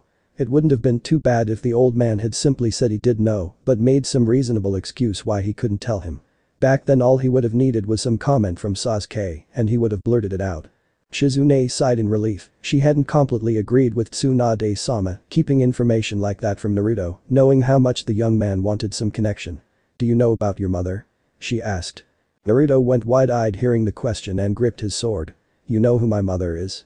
he asked with a gulp. Meanwhile Sakura and Ino had been looking at them in partial confusion and understanding. "Sakura?" Ino asked, getting the pink-haired girl's attention. "Is Naruto's father the Yondaime?" she asked, glancing from Naruto to the Hokage mountain, though the window in the tent. "Huh?" Sakura asked, with wide eyes as she too began to look between the two. "I had no idea," she muttered before shaking her head and looking back at two with Ino doing the same. "You know who my mother is?" Naruto asked with a vulnerable look. Shizune smiled gently. "I didn't know her, personally I just know her name. I was just a kid back then, well too young to be bothering myself with the older people at the time anyway." She saw Naruto give her a nod before continuing. "All I'll be able to give you is her name. If you want to know more about her or rather find about who she is, Kakashi-sen would be the best person to speak to," she advised. Naruto gave a nod in understanding. He wanted to know her name at least, but then he'd have to wait to find stuff out about her, and even he couldn't that patient, so maybe it was best to find out everything at once. Now that he knew his father hadn't left him to the wolves and abandoned him because he thought he was a freak or a demon, it also meant that his mother was mostly likely dead from the way people spoke. Some way it was a relief to know she hadn't abandoned him either, though her being dead didn't exactly make the situation any better, but he'd waited 16 years, a couple more hours wouldn't hurt to be honest. "I'll speak to Kaka-sensei about her." He gave a nod to the older woman in thanks before turning to Sakura. "Sakura-chan, do you know where Sai is?" Sakura looked taken aback by the question but nodded nonetheless. "I think he was with that Konan earlier. I don't think he exactly trusts her even though she did help you, I don't blame him though," Sakura explained, still a bit weary of the former Akatsuki women. Never mind the mild envy at how beautiful Konan looked despite her being in her 30s. She had also been a little uncomfortable at how protective Konan had been when Naruto had been in the coma, always staying outside of his tent and using her strange paper jutsu to surround the tent in case there were any threats wanting to attack Naruto. Sakura couldn't blame her though for that since even she didn't know if someone would take advantage of Naruto being weak and attack him. Especially someone like Danzo. Naruto gave a nod in understanding, he couldn't blame her or anyone else for being weary of the blue-haired woman considering what had happened in the past few days. "Thanks and let me know when Bachan wakes up. I have some things to do," he told the young women. "Alright." Shizune gave a nod. "Just don't get yourself into any trouble." Naruto grinned as he walked over to the flap of the tent. "Heh, what makes you think I'd manage that?" He grinned wider at all three of their eye rolls before chuckling and walking out of the tent. As soon as he stepped out of it though his face turned into a frown as he eyed the village, well, more like he eyed the giant crater filled with tents and people, villagers and shinobi alike. "I guess I should go find Konan and Sai then," he muttered before closing his eyes and gathering natural energy from the area around it and bending it with his own chakra, creating Senjutsu chakra around his body. "Senendo. Sage mode," he uttered as he opened his eyes revealing toad-like eyes, yellow irises, horizontal bar-like pupils, and the reddish-orange pigment mark of a true sage on each eye. Focusing on Sai's and Konan's chakra signature by using this mode sensor abilities, he quickly found them near the tent he had been staying in. He had expected Konan there since she had been when he left tent, though he'd told her to stay watch over it since he didn't want people to know he was awake yet to not cause a fuss. Sighing, he deactivated his sage mode and placed his foot in front of him before vanishing in his shunpo. Naruto's medical tent. Outside. As Naruto arrived outside of his tent without making a sound, he came upon a strange scene of Konan and Sai simply staring each other in the eye with emotionless faces. The very faces they'd kept on for so long in their lives that it was almost instinctual for them. Shaking his head he walked over to them. "What's going on?" Both Shinobi and Kunoichi looked over at him, Konan sighed, while Sai looked surprised. "Naruto-kun. You're awake?" Sai asked with slightly wider eyes and a head tilted in question. "Sai." Naruto nodded in greeting. "Yeah, about 20 minutes or so ago actually. I've been looking for you." He turned to look at Konan. "Have there been any problems?" he asked. Konan though shook her head. No, other than this person trying to see you, but I told him that no one was allowed to see you just yet. She informed him. She began to smile at him. Has everything been fine after the change? She asked with concern, after all he was carrying Yahiko's and Nagato's legacy now. Though she was worried about the blonde regardless. Maybe it was the fact that he reminded her of Yahiko by his personality and looks, or maybe it was just the fact that he was the embodiment of Yahiko's and Nagato's will, and that she would do anything to see their will realized, meaning she would protect Naruto till her death. Naruto smiled back at his new comrade. Yeah, I still need to sort some of the stuff I got up here though. He tapped his head with his finger. Receiving a nod and understanding, he turned to Sai who still looked confused about what had changed in the blonde. Sai, I need to ask some stuff about Danzo. He was easily able to notice Konan stiffen at the name, and he was sure Sai noticed also though his emotionless look covered it. I can't talk about him. Sai answered simply. Naruto raised an eyebrow at that, able to tell he wasn't denying him, but rather stating a matter. Why not? He asked while Konan turned to face the incredibly pale young man. A seal. Sai answered, sticking his tongue out to show a black tattoo covering the center. Danzo placed it on me when I was first recruited. If I try to talk about him then it will activate and paralyze my body, preventing me from moving or even talking. I see. Naruto frowned. Can you answer this though? Would Danzo do anything right now to achieve being Hokage? Even having Tsunade assassinated? Naruto asked with such seriousness that Sai could have sworn he saw the Yondaime behind him. At the moment though, Naruto acted, looked and even spoke like a Hokage. Sai looked away for a moment, all he had to do was nod or shake his head and he would have finally betrayed Danzo and joined Naruto's side for good. Sighing, he looked back at Naruto who'd kept his face neutral the entire time, something that even surprised him. Looking his teammate in the eyes he gave a curt nod, knowing it wouldn't activate the seal. Shit. Naruto muttered, rubbing his temples. Konan, there's going to be a meeting with the daimon, the council and Danzo. He said looking at the women in question. He grinned, revealing a set of fangs. How would you finally like to show everyone the man Danzo really is? For the first time in many years, Konan let a wide grin spread across her face, while Sai simply raised an eyebrow. Naruto. Naruto turned to his left to see Kakashi drop down before him. The daimon is about to start the meeting, he wants you there as soon as possible. It seems the elders are getting restless. Also Fukasaku-sama is waiting as well, he has information he needs to share with you. Understood. The sage gave a nod, having a good idea on what the old toad wanted. Come on Konan. Oh, and Sai he turned back to his teammate and gave a nod. Thank you for being a true member of this team. He grinned as Sai's eyes went wide. A second later and Naruto, Konan and Kakashi had vanished leaving Sai alone. These changed the black-haired root shinobi muttered before shrugging and walking away. Daemon's makeshift headquarters. Council chamber. We plan to continuing working with other countries against the threat posed by Akatsuki. Homura stated clearly to the council and the fire daemon. After what has happened to Konoha no Kuni will put every effort into helping rebuild the village from this latest attack.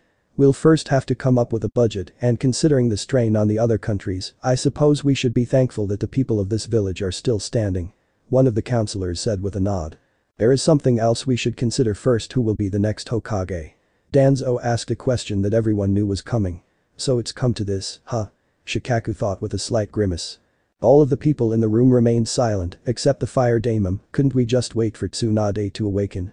I am sure the matter will fix itself eventually. The Haru voiced her opinion. My lord, Tsunade is still in a coma, we can't decide on a plan for the village of when she will wake up. Besides, the destruction of Konoha was partially her fault. The fire daemon sighed as he leaned back into his seat, fanning himself. I'd choose Jiraiya, I liked him, but he's gone now. Seeing Danzo was about to speak, Shikaku intervened, clearly seeing the schemes of the old warhawk. I nominate Kakashi Hatake. The fire daemon seemed impressed. Oh ho, the son of the Shiroi Kiba, White Fang, eh? Why not? What do all of you think? Murmurs and whispers went around the council chambers talking about the situation. He's well known, strong and respected, that's true, but he's very young. Minato was even younger. The councilman turned to Shikaku. Who was his teacher? Shikaku replied in a calm demeanor, everything was swaying in his favor. The Yondaime Hokage. The fire daemon seemed impressed again. Ah, Kakashi who was taught by the fourth Hokage taught by Jiraiya who was taught by the Sanninme is a fine selection. The old noble added with a smile. The third Hokage's teachings have as good as destroyed the village. The leader of Akatsuki, Pain, was once Jiraiya's pupil. Everyone turned to Danzo who seemed to have opposed the idea, but before he could make headway, it was then that he was cut off. The Sanninme was never wrong in his teachings. Everyone turned to the door to see a newly refreshed Naruto, Kakashi and a blue-haired woman that no one except Danzo recognized. Naruto was holding a large scroll along with Fukasaku-sama resting on his shoulders. "This whole invasion is your responsibility, Danzo. If it wasn't for you, Nagato would never have become what he was. He told me everything, how you and Hanzo created an alliance and attacked him, held Konan against him threatening to kill her. When he snapped, he ended up killing his best friend Yuhiko. If it wasn't for you, none of this would have happened. You've been a traitor when the Sanninme, my father and Tsunade were in reign, all because you wanted to be Hokage," he said with a glare at Danzo that made him sweat. Everyone was quite shocked at that until Homura and Kaharu stood up slamming their air hands on the desk. They did not want to lose this chance. "Namikaze Naruto, you are not permitted to enter the council room, this can be considered an act of insubordination," the elder woman exclaimed. Actually, the fire daemon spoke with a pleasant smile. "I asked for him to come here. That was why this meeting took so long to take place." Seeing the elder's looks, the fire daemon simply smiled. He is the young man that thwarted an attack by Akatsuki, and also, there is much more to the young man than you people seem to not take notice of. Naruto smiled at the daemon and received a nod and gesture to continue. Naruto looked at the trio of elders for a moment before smirking. "I take it no one here knows what the three of you ordered years ago?" he asked rhetorically, making them sweat a little. The three elders felt some unease at the threat, wondering what the spiky-haired blonde knew. Homura decided to put up a brave front, believing that Naruto was just trying to make them nervous. "And what is it exactly that you think we have done?" Naruto simply smirked. "Itachi Uchiha told me everything." That got the attention of everyone. "What do you mean? Isn't Itachi Uchiha a missing nin?" the daimyo asked, looking between the elders and the Uzumaki. "Yes, but on one of my latest missions, I had a little run-in with him," Naruto admitted, remembering the meeting clear as day. Flashback. Naruto was currently jumping from tree to tree on his own when he heard a noise behind him. Jumping down the tree, he skidded up to want to peer around, only to come in eye contact with a pair of Sharingan eyes. Finally. Either Sasuke or Itachi. He thought as the figure walked out, revealing itself to be Itachi. "Come out, Naruto Uzumaki," Itachi ordered. "You know that whole doom and gloom thing suits you well," Naruto said as he appeared in front of him leaning against a tree, as if he wasn't in front of an S-rank missing nin. Itachi chuckled at Naruto's behavior. "I take it Jiraiya-sama has spoken to you?" Naruto sighed and nodded his head. Before him and the other two teams had been sent out to search for Sasuke, Jiraiya had spoken to him privately about meeting Itachi and explained the Uchiha clan massacre. "I gotta say," he started only to close his eyes. "My respect for you certainly went up when I heard." At that, Itachi's eyes widened in surprise. "Why do you say that?" Itachi inquired, truly interested in his reasons. Naruto opened his eyes and looked at Itachi while stepping away from the tree. "Killing off your entire family and clan is a mission by the village that takes guts. I honestly don't think I could ever do that. Hell, I'd rather go rogue than have that on my conscience." Itachi got a small smile on his face hearing that. "I understand, but from where I can see it, the village is better off. It would be better if those old crones on the council weren't in it. They're as corrupt as Akatsuki these days." Itachi let a bitter chuckle escape his mouth at that. "On to other matters, what would you do should Sasuke attack Konoha?" Naruto sighed at that. "Honestly." Receiving a nod, he carried on. "I know he's your brother, but I'll have to kill him. I once thought of him as a brother, but the day he left and tried to kill me was the day we lost our ties. I don't want to kill him, but should he threaten anyone dear to me, I won't hold back." Itachi, kind of expecting that answer, smiled genuinely at the sincerity, and while he didn't want his little brother killed, he didn't want Konoha destroyed either. "I see. What did you want to see me about?" "Akatsuki," was the answer that caused Naruto's eyes to widen. "I have information to pass on to you." Holding up a book that seemed to be big, he threw it to Naruto, who flipped through it and sealed it into a scroll. "Is that everything?" Naruto asked, only to receive a shake of the head. "I have a gift to give you." Itachi then shot forward with his arm outstretched. Before Naruto could do anything, Itachi had grabbed Naruto by the head, where black crows then flew straight into Naruto's mouth, almost making him throw up, forcing to his knees panting. "What the hell was that?" Itachi chuckled and said. "I'm sorry for the process, but I gave you some of my power, a precaution for the future. I hope you don't have to use it, however." "I see, thank you for everything you've done, Weasel-san," he said, using Itachi's old Anbu codename, causing his eyes to widen in surprise. "You remember, you're welcome, Naruto-kun, but I must be going now, goodbye." With that, Itachi just vanished into thin air, though Naruto heard the hidden meaning when he said goodbye. He was going to die. Flashback end. These three ordered Itachi Uchiha to kill the entire Uchiha clan. They may have had their reasons, but there were many ways that the issue could have been resolved instead of mindless slaughter. He said, pointing to Danzo and the two elders. "That's not all Danzo has done." "Where is your proof?" Danzo asked as he narrowed his lone eye. Naruto simply put his hand on Konan's shoulders. This is Konan, friend of Yuhiko and Nagato, I'm sure you remember her Danzo. Danzo started to sweat at that. I have never seen her before. Well, if that doesn't suit you, how does this do? You were also responsible in delaying my return, Danzo. Naruto mentioned, his frown forming deeper. With my delay, Pain was free to do as he pleased, he terrorized and killed many of our troops, and those that didn't know my whereabouts back then were incapacitated or even killed. Did you know how many lives could have ended then? I know you've been hungering for power for years, Tsunade explained to me your reasons why you still run route. And how she fervently opposed any idea and suggestion you had given. This proof shall be all that's needed. He raised a crystal ball to Fukasaku's hands, and the small toad held it firmly with his tiny hands. Jiraiya-chan explained to me once that the Hokage's office is filled with seals that the Sandaime Hokage installed without anyone's knowledge other than his own, and with Jiraiya-chan's. He said to me that the seals were there to record in the crystal ball the events that occur whenever the Hokage was not around. The trigger of that seal would be the seal etched onto every Hokage that set foot in that office, through their clothing or otherwise. It was then that Naruto unfurled the gigantic scroll, and in it was the list of the active toads that reside in Mambakuzen. When we left the village to train Naruto, we left here with a summoner toad to send Naruto back to the village if ever he was needed. If one of ours were killed, their names would be erased from the active scroll. This is what happened in the events that Pain started his invasion of Konoha. They saw a picture of Danzo with his back turned from the viewers and saw that the man stabbed the summoning toad with a tanto. Amura and Kaharu looked at each other and then to the fire daemon, who frowned. Quite. It seemed that the reason why Naruto-kun was sent back later than expected was indeed because of Danzo. Even if Naruto weren't to return, Pain would have attacked nonetheless. I think I may have an idea of who is to become the next Hokage. At first Naruto started as he turned back to Danzo. You must pay for your crimes. He knew this was the only way to stop the man from being Hokage and gaining more power. If he had to kill the man, then so be it. Danzo however stood up, interrupting everyone's thoughts. You think I will simply surrender like this? How foolish. He exclaimed as two figures appeared in front of him. Fu, Torin. Cover me, I'm going to release the seal on my arm.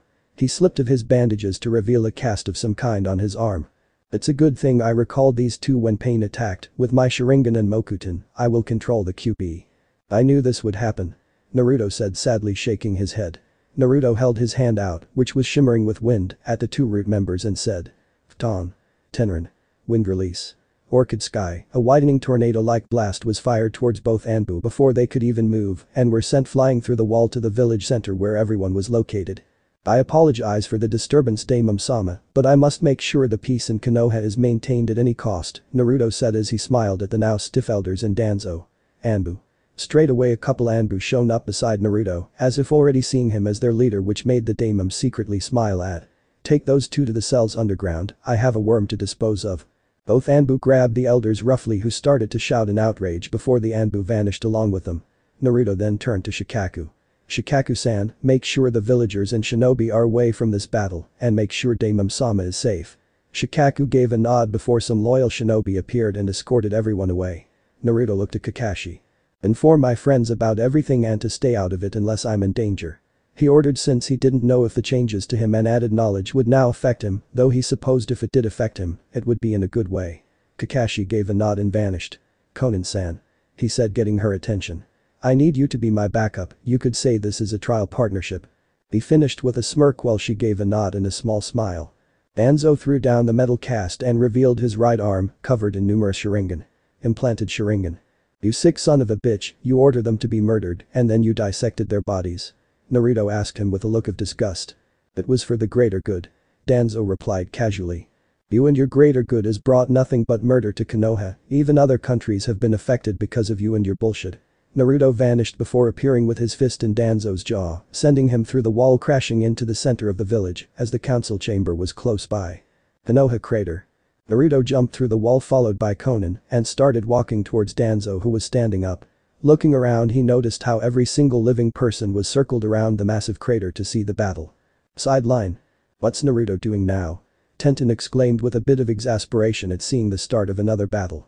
Kakashi then just appeared in front of everyone and explained everything about what happened in the council chambers, about how Danzo and Hanzo both attacked Nagato, leading him to creating Akatsuki, and about delaying Naruto's arrival. He left the part of the Uchiha massacre out though, as it was sensitive information. But everyone knew that Danzo was a complete traitor, so they just watched Naruto kick ass. Is Naruto fit for battle? Ino asked with a slightly worried look. I don't know, but Konan is with him right now, so he should be safe. Kakashi said, willing to trust her. How do we know we can trust her? Shino asked Kakashi. Kakashi glanced at him and noted most were looking at him. Naruto trusts her and that's all I need to believe in her. He answered. Everyone gave slight nods of acknowledgement at that and looked down at the crater once more. All the civilians were a bit excited at seeing their hero fight as they were unable to the first time. It was also better when they knew he was getting rid of a traitor. They always felt something dark coming from Danzo whenever they had walked past him or simply had a meeting with the man. Battlefield. Why don't you just give up now, Danzo?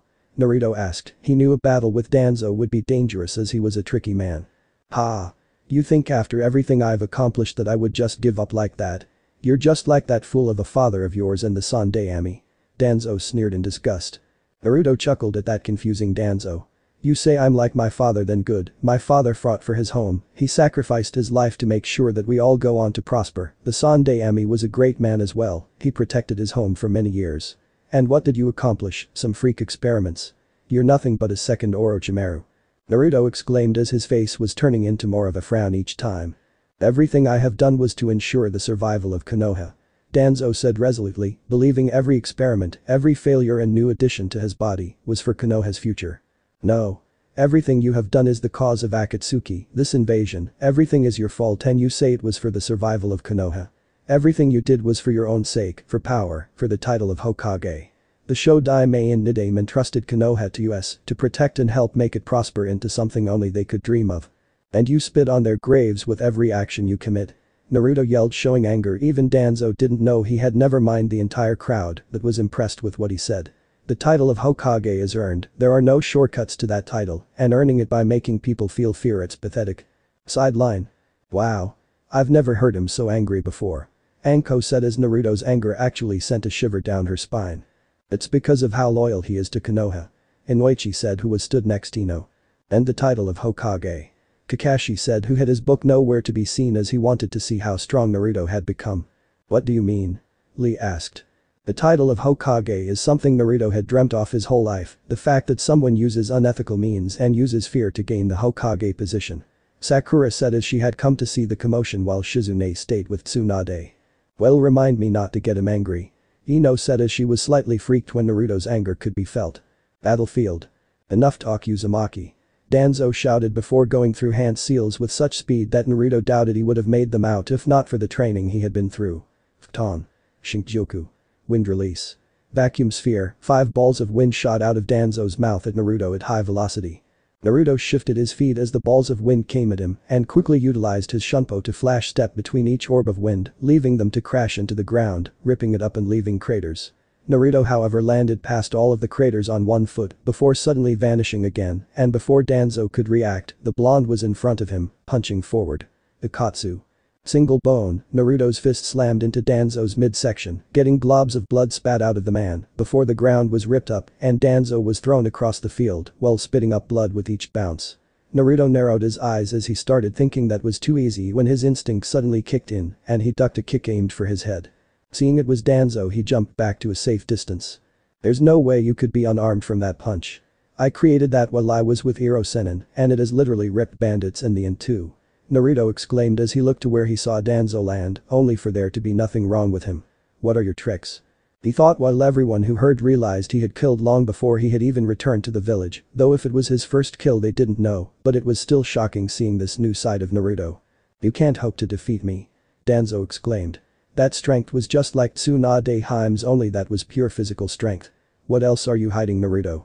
Naruto charged at Danzo with incredible speed with a spinning ball of chakra in hand. Rasengan. Driving the jutsu into Danzo's gut, he was happy to see the man get blasted along the ground, surrounded by the chakra of his jutsu, before coming to a stop in an explosion. Naruto, who was completely focused on Danzo, did not see the fist that impacted with his face, sending him tumbling across the ground. Gripping the floor on a tumble, he eventually stopped and flipped up to his feet and looked up to Danzo stood there, not even a hair out of place. Konan, seeing Naruto could be in trouble, jumped into the air, where her legs started turning into paper before they attached to her back, creating large wings. Flapping them slightly, she aimed them at Danzo before unleashing a barrage of shuriken from them. Kami shuriken. Paper shuriken, thousands upon thousands of paper shuriken rained down on Danzo which started kicking up dust while destroying the ground in the process. Stopping the assault, she flew close to Naruto as he simply stared intently at Danzo's figure that started showing through the dust. The dust eventually dispersed, revealing a completely unharmed Danzo. That's not possible. What's his secret? Were both shinobi thoughts. Sideline. Is he invincible? Kiba asked wide-eyed at the fact that Danzo was alive. I didn't see anything strange happen. Kakashi said as he had his Sharingan out watching the match. Yamato, who had come just in case Naruto lost control, also looked bewildered. He had never heard of such a thing that made someone practically intangible to allow attacks pass through them. Danzo had more up his sleeves than any of us realized. I can't sense any gain jutsu coming off of him either. Kurenai said with a frown. She only hoped Naruto could figure it out before he got into any more trouble. She may not have been close to the young man, but Asuma had spoken highly of him. That was all she needed to know. He was a good person despite his past reputation. The gurgle caught her attention and she looked down to the 3-month-old child in her arms. Her and Asuma's son. Kurenai had been 3 months pregnant before Naruto had arrived back in the village. By the time he'd left to train in Senjutsu, she'd just had the baby, and when he'd returned he'd been 3 months old. She smiled as she combed his black hair back, glad he hadn't been hurt in the invasion. All we can do, I hope that Naruto can figure it out. Guy said with rare seriousness. Battlefield. Naruto activated his Senendo, which had been able to be replenished, however he had no clones to store it up once it ran out. Jumping as high as the Hokage mountain, he put his hands in a familiar hand seal. Kage Bunshin no Jutsu. Shadow clone technique, a single clone popped up beside him. He then held out his hand and charged a regular Rasengan in his hand before his clone moved his hands above the ball and started pumping Photon chakra into it. Danzo looked up as he saw the Rasengan start to change to more of a bright blue with white in the center. Forming around it was what resembled an Fukma Shuriken, only this one was extremely large, and then came the bell-like screech that echoed over the entire village. Suddenly all of the wind started to pick up around Naruto, creating a mini tornado that cut through the air like blades of wind. Is that the next stage of the Rasengan? Danzo asked in wonder. Naruto looked down at Danzo with an amused expression. It's one of them. He said, making Danzo's eyebrows raise. One of them? What does that mean? Sideline. There's no way Danzo could avoid that. Ino said as she eyed the amazing jutsu. The very same one she saw completely cut Kakuzu up like he was nothing. We can only hope he doesn't. If he survives that without a scratch, it may be incredibly hard to actually hit him. Shikamaru said as he observed the jutsu and knew such a jutsu that causes widespread destruction should hurt Danzo, as they had all seen the damage it could do. Battlefield. It was at that moment Naruto's clone grabbed the real one and spun him around before launching him at Danzo. As Naruto soared at Danzo, he shouted out. Photon. Rasen Shuriken. Wind release. Spiraling Shuriken, with a thrust of his arm, the spinning ball of chakra left Naruto's hand, sending it soaring at Danzo, who stood there unmoving whatsoever. He threw it. I have no choice but to use Izanagi again. Danzo thought as the jutsu eventually hit Danzo head on, creating a bombardment of light as the ball exploded, creating a massive dome of wind and chakra that covered a good portion of land. The dome, just like the jutsu itself, started spinning around, tearing the ground apart before it started to shrink in on itself before blowing up, sending rock, smoke, wind and even chakra everywhere. When the rocks and dust cleared, there stood a perfect Danzo in the center of a crater, not harmed in the least. It's no use, Uzumaki. Even with all of your abilities and QB, you cannot hope to defeat me here. Surrender and I will not punish you. Naruto stood there in shock at the fact that he survived such a jutsu with no problem at all. It was then that by using his Sage Mode, he noticed how every time he landed a hit, there would be a distortion in the air. Looking at Danzo closely, he noticed a Sharingan eye on his arm shut. Looking even closer, he saw there were 4 shut. I see it every time I land an attack on you, one of those eyes shut, indicating you're using some sort of game jutsu to escape. Up to now I've killed you 4 times, only 7 more to go, be prepared. Well done, it seems you're not as stupid as I thought. Izanagi is capable of turning injuries and even death inflicted upon me into mere illusions. Whenever I receive a fatal injury, I can make my body fade away as a game jutsu. I can then allow my body to return back to reality, unscathed and physically real. It was deemed a forbidden jutsu because when someone uses it they go automatically blind, hence my arm. He said mockingly. Internally, however, he was a bit worried. If he could figure that out, then I have to be careful, he could kill me. Sideline. To think the Uchiha had such a jutsu. Kakashi said in awe of the ability. Yes, but the repercussions of using it are dangerous. Niji said he was glad he had the Byakugan, as with it they never had any problems like Uchiha. So now Naruto-kun knows the theory of it. It shouldn't be that hard, given his destructive jutsu and enormous chakra reserves, he could last a while. Hinata said, hoping that Naruto would defeat this man. We can only hope it will be easy, we still don't everything about him. Shino said, using his intelligence with the fact that Danzo was a crafty man. Battlefield. Naruto then realized he only had to kill him 7 more times before he could finish him off for good. All he had to do was conserve his chakra. Konan, I need some wind. He told his new comrade. He received a nod as she landed back down next to Naruto. It's time I used some of the new jutsu I now know. Both Naruto and Konan started going through hand seals. Pain. Dienden. Fire release. Big flame bullet out of Naruto's mouth came an extreme amount of fire that spread out across the land. Those in the crowd could feel the intensity, and Danzo had to squint his eye so to not get the heat to affect his eye. Ton. Atsugai. Wind release. Pressure damage. Konan spat out a large tornado that started to expand rapidly before it merged with Naruto's jutsu, causing the flame to become so intense that it enveloped the entire area around where the two were fighting. The fire spread completely over Danzo, however, instead of staying in the same place as always, he used Izanagi and appeared behind Naruto, which the young man had noticed and was about to attack, but was too slow as Danzo already had his jutsu as the ready. Ton. Shinktajoku. Wind release. Vacuum Great Sphere. The ball of wind slammed into Naruto's gut, sending him flying along the crater while hitting the ground every so often. He eventually came to a stop and stood up slowly. Looking at his top, he noticed it was torn to shreds, so without further ado, he ripped it off, revealing his new toned body, though even before the change he was toned. Naruto then looked at Danzo's arm and saw 5 eyes now shut. Only 6 to go, you sure you can last that long, old man? Naruto taunted. It was at that moment Naruto's Sage mode deactivated as he had used all of his natural chakra. Now he was stuck with his normal chakra. Any time now would be perfect for the Rinnegan to activate. He thought with a hopeful plea. You should be more worried about yourself, QB, or more about your new friend here. Danzo spoke with a gleam as he pulled out his blade that was hidden in his cane and went for a stab at Konan as he appeared behind her. It never pierced, however, as another blade blocked it. Looking at it, he saw how the sword was a work of beauty. It looked like a normal katana, with the exception of the guard, which was in the shape of a 4-pointed bronze-colored star. Its hilt was light blue. Looking up the sword, he saw Naruto holding it with a frown. Sorry, not gonna happen. Naruto said as he swung his new Zanpakuto, parrying the attack which caused Danzo to stumble at the sudden power. The old shinobi then saw a glint of metal coming down at him, which he quickly rolled out of the way of, barely missing it. Naruto turned to Konan. Are you okay? He asked with a worried look. Konan gave him a smile for caring even though it was her mistake. Yeah, sorry, I slipped up. Naruto just grinned at her. Don't worry about it. He turned back to Danzo while placing his sword back in its sheath safely. You're gonna pay for that, using cheap tricks and attacking someone else when you're meant to be fighting me. Danzo snorted at the accusation. We're shinobi, we do what we have to win. If it meant attacking her to get to you, then so be it. If I had to, I'd attack any of your friends if it forced you to finally show me your true power. Seeing Naruto's eyes flash a light violet for a second, he smirked, though he wondered why it wasn't red. What will it be, Naruto Uzumaki? Will you allow your friends to be hurt simply because you wouldn't reveal what you could really do?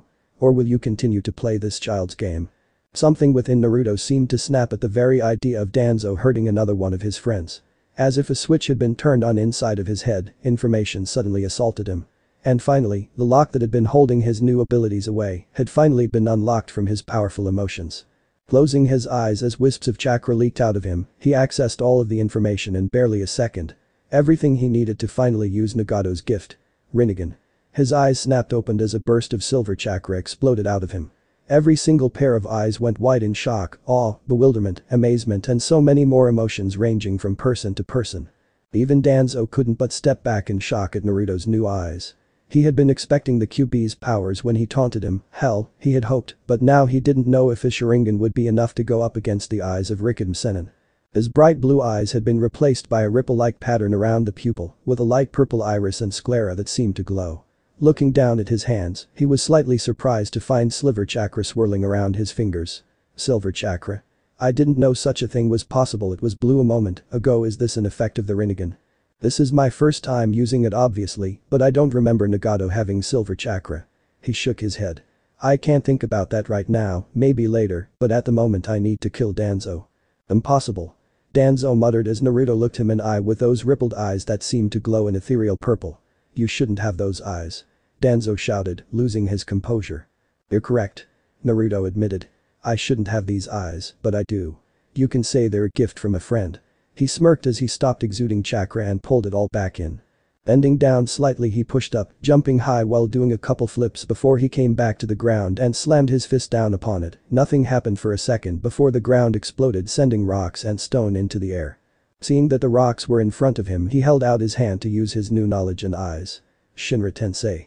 Almighty push, every rock and stone flew at Danzo at such speed he was forced to use Izanagi again, which kind of annoyed him as this match was getting to close.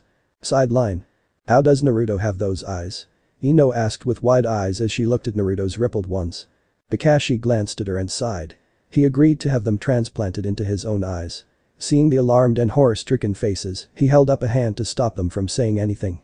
His unique healing managed to reform, I guess you could say, his regular blue eyes.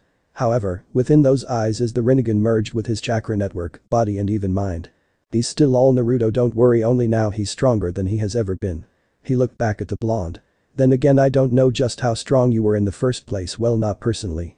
Sakura smiled as she saw Naruto's new eyes. You've really gone far, Naruto. She sighed slightly, knowing she too would have to become stronger if she wanted to keep up with him. An interesting strategy. Shikamaru said with an approving nod while ignoring the reason for Naruto's new eyes for the moment. How so? Chaoji asked. Kakashi decided to explain instead. By kicking up all of the rocks, it blocks Danzo's view of Naruto, allowing him to surprise Danzo with any jutsu. It is more a surprise act if anything. Naruto is surely picking through all of the Sharingan on that fossil's arm. Kiba grinned as Akamaru barked in agreement. Battlefield. And that's 6, just 5 left. Naruto said mockingly as he saw Danzo scowl. Don't be so arrogant, boy, I still have a few tricks up my sleeve. He said with a smirk as Naruto beeped an eyebrow. You do know you won't make it out of this village alive? Naruto asked rhetorically. I am the only one who can save this village, I will do whatever I have to do to acquire peace. Even if I die, there will be others like me, I am not doing this for me, and I'm doing this to help save the entire world. Danzo exclaimed. No. The way you treat human life, someone like you could never obtain peace the right way, you would only inspire fear in people's hearts to do your lowly bidding. You may call the Sandaimi's ideals along with every other past Hokage's ideals foolish, but it was those same ideals that have made this nation so strong, it is what has made this village what it is what has made us able to prosper and to be able to rise from the ashes time and time again. I don't care if I die, I've been ready for it, ever since I learned of QB, if I have to die to stop you then so be it, I'll gladly welcome it, knowing I am doing the world some good. Naruto exclaimed, which made everyone's respect for him go up at hearing his declaration, especially all of the civilians who ever thought of him as a demon, they couldn't believe their foolishness in believing such a thing. Sideline. He sounded just like a Hokage. Kurenai mused, shifting her son in her arms. Well, it is his goal in life. Kakashi said. Who knows, maybe he will achieve that goal. Yamato said, who had appeared a couple minutes ago as he had been helping with securing the daimyo from hostile forces. But the daimyo? Shikaku and the Anbu had moved the daimyo to a secure location near the Hokage mountain, but in clear view of watching the battle, and they couldn't help but admire Naruto's strength, thought out the whole battle. His speech had made them all gain a lot of respect for him, as he seemed like the best choice for Hokage if he ever had the opportunity. The daimyo himself was very impressed with the young man, never before had he met someone with such a strong will, or in this case a will of fire. I think I know the best candidate for Hokage. He mused while Shikaku, who heard it, smiled, happy Naruto may get his chance. Battlefield. Danzo himself felt a bit of respect for the man, but he had to do this his own way, in his mind only his ideals will truly work. I see, then I expect a good battle from you. Danzo then went through some hand seals that Naruto knew thanks to Nagato, but Danzo couldn't do it, could he? Mokuton. Deijurin no Jutsu. Wood release. Great forest technique, thrusting his arm forward, a massive tree shot from it, which continued to grow rapidly, heading straight for Naruto, who was too shocked at the moment to speak, so it surprised him when he was hit in the chest and sent sliding back. The wood was about to wrap around Naruto until paper flew at the tree and tore it apart, leaving nothing but the part that was attached to Danzo. Konan landed next to Naruto and helped him stand up properly. Impossible, you shouldn't have the Mokuton element, you're not even a Senju. Naruto said as he stood up while rubbing his chest as it hurt from the attack.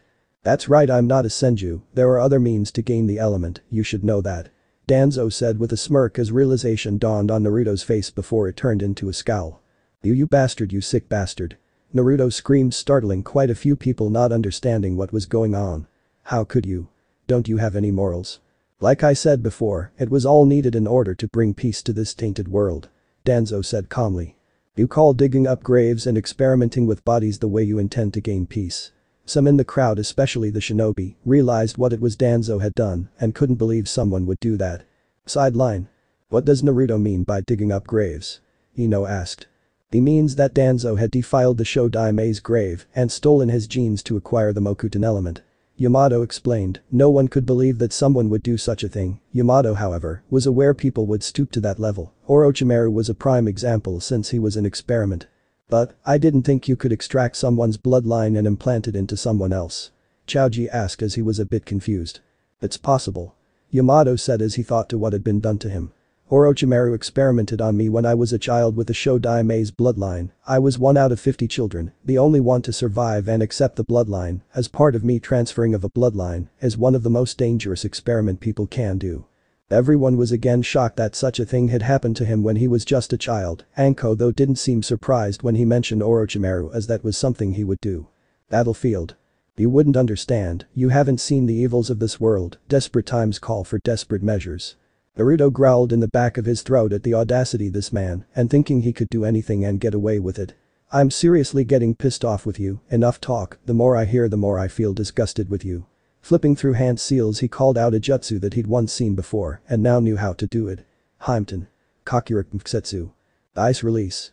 Black Dragon Blizzard. Punching forward, a black ether-like dragon emerged from it and soared to the heavens before it flew down at Danzo, hitting the ground, causing ice to spread out everywhere, while parts of the dragon left ice spikes sticking out of the ground. Danzo reappeared to the right of Naruto and thrust his tanto forward at Naruto's waist. It would have hit had Naruto not twisted out of the way and kicked Danzo in the face, causing him to back up slightly. And that's a 7. Naruto said with a smirk as he jumped back in midair and held out his hand whilst remembering Gurren and accessing his mind to gain the information of one of her jutsu in all but a second. Kesem. Kaidai Shuriken. Crystal. Giant hexagonal shuriken, a giant crystal shuriken, resembling a snowflake, materialized in front of Naruto's hand and started spinning rapidly before it shot off at such speed that the ground beneath it gained cuts just from the force cast from it. The giant crystal shuriken struck Danzo, cutting him in half before it hit the ground behind him, shattering upon impact. The two halves of Danzo faded away before they hit the ground. Naruto was slightly surprised when he heard a voice behind him. Fton. Shinrenpa. Wind release. Vacuum serial waves. A blast of wind struck his back as several blades of wind struck him before he struck the ground hard while bleeding from numerous cuts. Standing up, everyone could see he had blood coming out of many areas of his body, however it didn't seem to affect him as most of the cuts started to heal themselves up. That's 8 now, I'm close but my chakra is running low. Naruto thought, since it was his first time using the Rinnegan and all of the new elements that seemed to be popping into his head more frequently since the activation, his chakra had been draining much quicker. That healing of yours is quite annoying and tiring. Danzo said as he saw how Naruto's wounds would heal up like he was grazed. Perks of being a sage and a Jinchuriki. Danzo then pulled out a kunai and said. Fukunakiri. Wind kunai blade. Taking a deep breath, he blew wind on the kunai, making a blade appear that resembled a scimitar. Despite its addition, it still weighed the exact same. Naruto flew through hand seals. Suiten. Suriken no Jutsu. Water release. Water dragon bullet technique. A water dragon formed out of thin air in front of Naruto as he took advantage of his original Suiten affinity. The dragon let out a roar before it flew at Danzo, hitting him dead on, showering the immediate area in water. Danzo though, used one more Izanagi to appear behind Naruto and stab him through the chest, just missing his heart. Everyone looked on in shock at what happened. Naruto had a blade pierce through his chest while the blood dripped off the end of the blade. Konan looked murderous at Danzo for managing to fatally injure the legacy of Yahiko, Nagato and Jiraiya-sensei, while everyone had wide eyes. Naruto himself was simply too shocked to do anything except look down at the blade as it jutted through his chest, blood dripping on the end. He couldn't believe he'd been struck though, he hadn't even seen the old man move, let alone appear behind. Danzo pulled the blade out, releasing a torrent of blood as it poured out of the blonde's chest. Snorting to himself, he kicked Naruto in the back, sending him across the ground until the blonde came to the point when he just stopped unmoving. Everyone's heart stopped though, thinking he was dead. Konan paper sunshine to Naruto's body and rolled him over, revealing he was still alive as his chest was heaving, but blood dribbled down his chin. Naruto, we have to get you out of here. She told him, noticing he was losing blood quickly. Naruto however just stood up on shaky legs and shook his head. No, you need to get away, I'm going to kill him. Konan grabbed his chin in worry, making him face her. Do not be reckless, you need medical attention. She couldn't believe how like he was to Yahiko and Nagato the more time she spent with him. It was getting frustrating. Naruto smiled and glanced over to Danzo. No, I need to do this now, otherwise we may never get another chance. He told her firmly. Konan sighed and let go of him. Don't die. I've already lost everyone else. She practically demanded before she vanished, only to reappear with everyone else on the sidelines. As soon as she was gone, Naruto stumbled and gripped his chest. Looking down, he winced seeing a blade-size hole through his chest and back. Damn, didn't think I'd get this injured. I would have been able to deflect him with Shinra Tensei, but I don't know if I have the chakra right now, especially since I have some new silver chakra that I don't know the capabilities of. He grit his teeth as he looked up, only to have his eyes widen as everything around froze as if time stopped. What the? His eyes went wider though when he saw snow falling from the sky and an icy chill drifting through the air. Feeling a loss of weight at his side, he looked down at his waist to find his sword dissolving into ice particles and floating to the area in front of him, where some kind of creature began to form before his very eyes. What is this? He asked himself, confused at what was going on. Naruto Uzumaki Namikaze. Naruto looked ahead of him and his jaw dropped. Before his eyes, gigantic icy blue, serpentine dragon with large wings floated and looked down at him with bluish wide eyes. You are the first person in many generations to have ever impressed me. More importantly, you're the only person in many generations that could use me to their fullest. Naruto still stared in shock at the dragon before finally responding. You're RinneganNaruto? He asked, since his sword has just turned into a dragon. It was the only possible excuse. Yes. The dragon answered. I show myself now because I can heal you, and I don't wish to have the first person able to wield me in many years to die. I would have usually allowed you to use my powers, however at the moment my powers may cause your body too much harm. The dragon blew out a cool air from its large mouth onto Naruto before speaking again. Healing is all I can do right now. I have just transferred my own chakra into you to replenish your reserves. This may be classed as cheating to some, but I wish for you to live. The dragon started to slowly break away. When it's time, I will appear once again. Until then I wish to see some good things from you. And just like that, RinneganNaruto was gone, returning into his sword that found its way back at his side. Naruto blinked at what he was told before looking back down at his injury to find it perfectly healed. Closing his eyes, he was surprised to actually find his chakra reserves filled up, making him feel more alive than he had in a while, especially from the feel of the Rinnegan silver chakra. Opening his eyes, he was once more surprised to find Danzo and everyone else stood unfrozen and staring at him in shock and awe. How? Danzo questioned with a look of disbelief. How do you not have a scratch on you? Naruto grinned as he gripped RinneganNaruto's handle, making Konan quirk an eyebrow from where she stood. You could say I had inside help. He answered cryptically. QB Danzo muttered, believing the beast healed him instantly. He never paid attention to the snow that was still on the ground and simply believed it was from Naruto's earlier jutsu. Your time is up, Danzo. You have 2 Izanagi left. What can you possibly achieve? Naruto asked as he moved himself into a stance. Danzo though just laughed. Hahaha, this is perfect. Didn't you ever think of what would happen when you used QB's chakra when I have the Sharingan and Mokuton that can control the QB? He shouted since he still believed Naruto sued the QB's chakra to heal himself. Naruto quirked an eyebrow at the delusional man. Even if I did use QB's chakra, do you honestly believe that you can control me? A person with the Rinnegan. The very Dojutsu that the Sharingan was born from?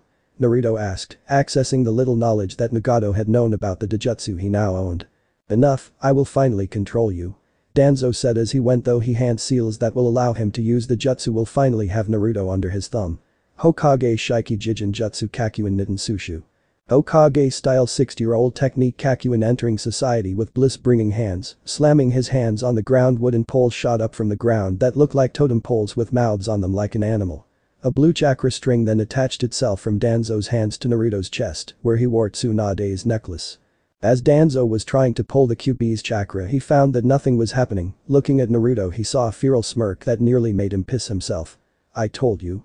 Naruto exclaimed before unleashing an invisible blast of chakra that sent Danzo skidding and breaking the wooden pillars. Naruto looked down at Danzo with a smile. On my training trip with Jiraiya, I did much more than what was recorded. Whereas you probably believe all we did was focus on my basic training, Taijutsu and improving my Rasengan with a bit of controlling QB's chakra on the side, we did much more than that. Naruto held up his hand that now lit up with lightning and thrust it to the sky, sending an orb of lightning into the sky which gathered clouds almost immediately. Everyone looked up to see the clouds gather and lightning streak across them, gathering at a certain point. On our first year away, we discovered I had 3 affinities. I know, it's shocking, the dead last having 3 element affinities. He grinned at Danzo's and everyone else's shocked looks. Wind, water and lightning were the elements I had an affinity for. We knew we didn't have much time to master each element with the time limit we had, so we worked on my Raiten and Suiton the most. I'll admit that mastering those two elements was no walk in the park, it was hard, extremely so, but I did it. In the end at least. In those 3 years I learned, created and mastered jutsu for each element. I was even capable of combining the two elements to form the Ranten, storm release, element. I'd figured that this element was a Kekai Genkai, but Iro Sennin explained that some sub-elements can be created if the person's chakra nature was strong enough. As I'm sure you know Danzo, Ranten allows a person to basically control the weather if the user has enough control over the element. He looked up to the cloudy sky that was practically glowing with lightning. This is one of my Raiten jutsu that I created. By using Ranten I can form storm clouds above us. Danzo grit his teeth as the lightning got even more powerful in the sky. Why would you hide such abilities? Danzo questioned. So that the Akatsuki and people like you wouldn't know my true strength. I pretended to be dumb, most of time, so I didn't give away just how much I'd improved because I knew someone like you would hurt my precious people to get to me for whatever reasons. Naruto explained as he looked back up at the lightning that was ready to burst. He closed his eyes as he remembered the first time he used the jutsu. Flashback. The 14-year-old Naruto Uzumaki stared ahead of him at a large bandit camp that contained at least 40 to 50 bandits, each, and every one of them had been pillaging and destroying villages. That wasn't all though, they had been kidnapping women of all ages, be it a mere 10-year-old child or 80-year-old woman. It was times like these, or to be more precise, people like this that made him want to say fuck it and let the QB take over for a while, just to make sure they all die painfully, because no way in hell could these people have any humanity in them. He had sent a couple squads of clones into the large camp to retrieve all of the prisoners whilst the bandits were asleep or elsewhere. A minute ago he had received confirmation from one of the clones that all of the prisoners had been retrieved and now he was simply standing there, preparing himself for what he was about to do. Closing his eyes, he pumped Raiten chakra into his right hand, which soon sparked a light almost like Chidori, before he snapped his eyes open and flung his hand into the sky, sending the gathered lightning to the night sky where it suddenly just stopped. After a moment, clouds began to be pulled towards the lightning he'd thrown up and began swarming it. As a large amount of clouds gathered together above the camp, lightning flickered and thunder roared with each passing second. It seemed the bandits had heard the commotion in the sky because they began appearing from their many tents and structures to see the sky above them, littered with storm clouds and a buildup of lightning in the center of it, flickering with its natural energy as if it was going to pop. Huh? What the hell is that? What the fuck is going on? Holy shit. Is that lightning building up? Oh the women are gone. What? Shit. One problem after another, now what are we gonna fuck? Oi. There's a kid up there. He must be the cause. What? Kill the little fucker then. I want me a woman to enjoy tonight. You heard the man. Kill that kid. Fools. Naruto muttered, shaking his head as he looked up at the lightning ready to burst. The last thing you monsters will see is the light. With a swipe of his hand down to the ground he uttered. Raiten. Sorry Achi. Lightning release. Skyfall, all the bandits stopped their charge when they heard the sound of a boom and a flash of light. They barely had time to look up before the lightning struck the center of the bandits and enveloped the area in a blinding light, with lightning arcing all around it. The blast continued to grow, vaporizing the buildings and tents before the blast even touched them and reducing the bandits to ash in the wind. A minute later when the light died down and only smoke remained, there was no camp nor any sign of anything being left. In fact it was one massive smoking crater with lightning residue zipping along it. With a sigh and closed eyes, Naruto turned around and walked away, hoping to never meet anyone like them again. Flashback end. Humming out of his memories, Naruto held his hand out towards Danzo. Raiten. Sorry Achi. Lightning release. Skyfall, with a slash of his hand, the jutsu Jiraiya had dubbed S-rank, was sent soaring towards the earth in the blink of an eye and struck down on Danzo's position, destroying the entire area in a bright flash of light that sent a column of smoke and lightning into the sky.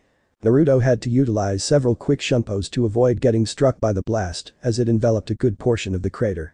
Normally it would have managed to wipe out a good percentage of the village had the village still been standing, but since they were in the crater and away from most of the tents and structure that had been built, he decided to use if only to show he wasn't a weak person. He once was.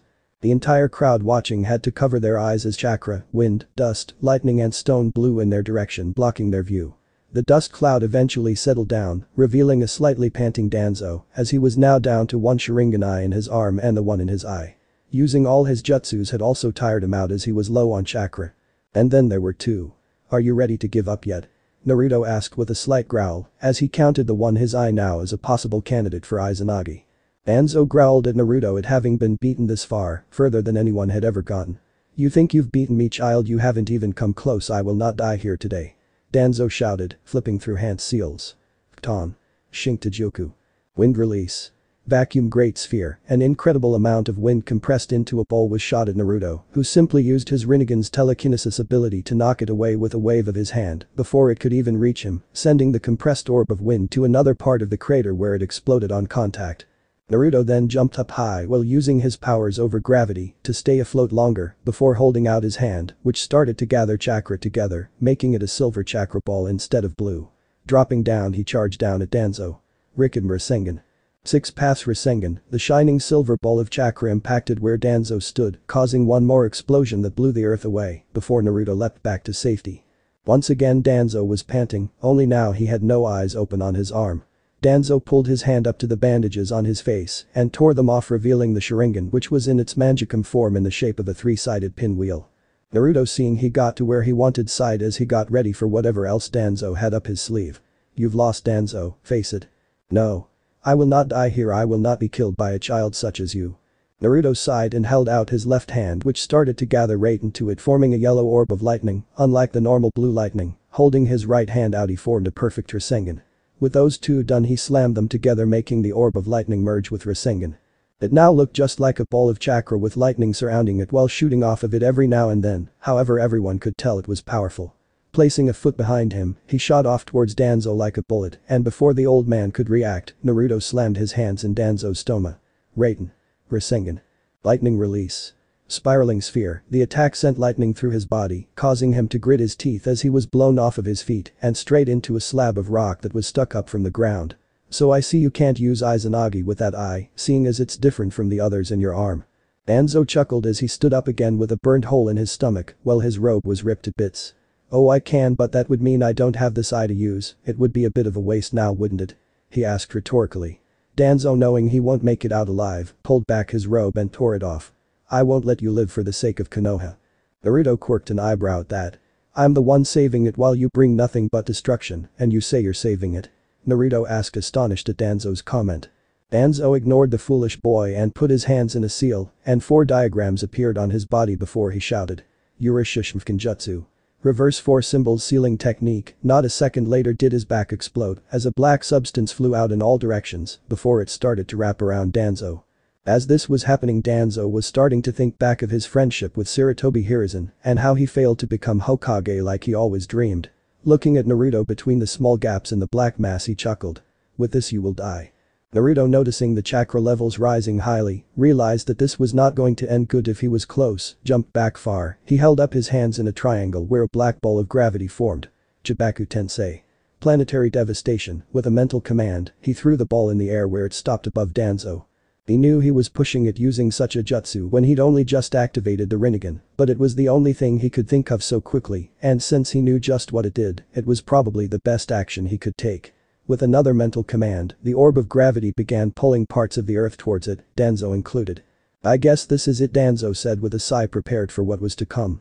Everyone looked up at the giant ball of rock when all of a sudden black threads came out of the cracks before exploding, sending Naruto skidding back, while everyone had to cover their eyes from the bits of rock and dust that was blew in their direction. When Naruto got up, still a little dazed, he looked to where Danzo had been stood before he was lifted up, only to see the commander of Root lying on his back with blood all over him and dead. Well, that's that taken care of. Naruto said with a sigh. Everyone hearing that started to cheer loudly for their hero of Konoha. Outside the village. About 10 miles away, a big plant-like creature came out of the ground. To think pain would be defeated. The white side of Zetsu said. They had been hovering around Konoha for the past 2 days, ever since pain had been defeated. Danzo was also killed along with that Sharingan of his. The black side of Zetsu finished. Toby won't be pleased with all this. Zetsu said as he faded back into the tree. Council room. A couple hours later. In the council room, all the clan heads and daimon sat around the table ready to discuss the new Hokage. Many were hoping for Naruto to become the new Hokage, but anything could happen in politics.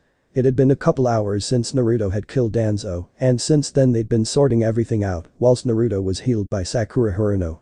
It was at this time Naruto, Kakashi and Konan walked into the council room as they had been requested to show up as there were still things to discuss. But you're here, we have things to discuss. Hiashi said he too would like Naruto as Hokage, as he had to admit that he was the strongest in the village right now. What did you need us for? Kakashi asked, who for once didn't have his book out. We have called you here to discuss the position of the new Hokage. Shibi said, as he too found it logical for Naruto take his rightful place. We as a whole would like to offer you, Naruto Uzumaki Namikaze, the position you so rightfully deserve.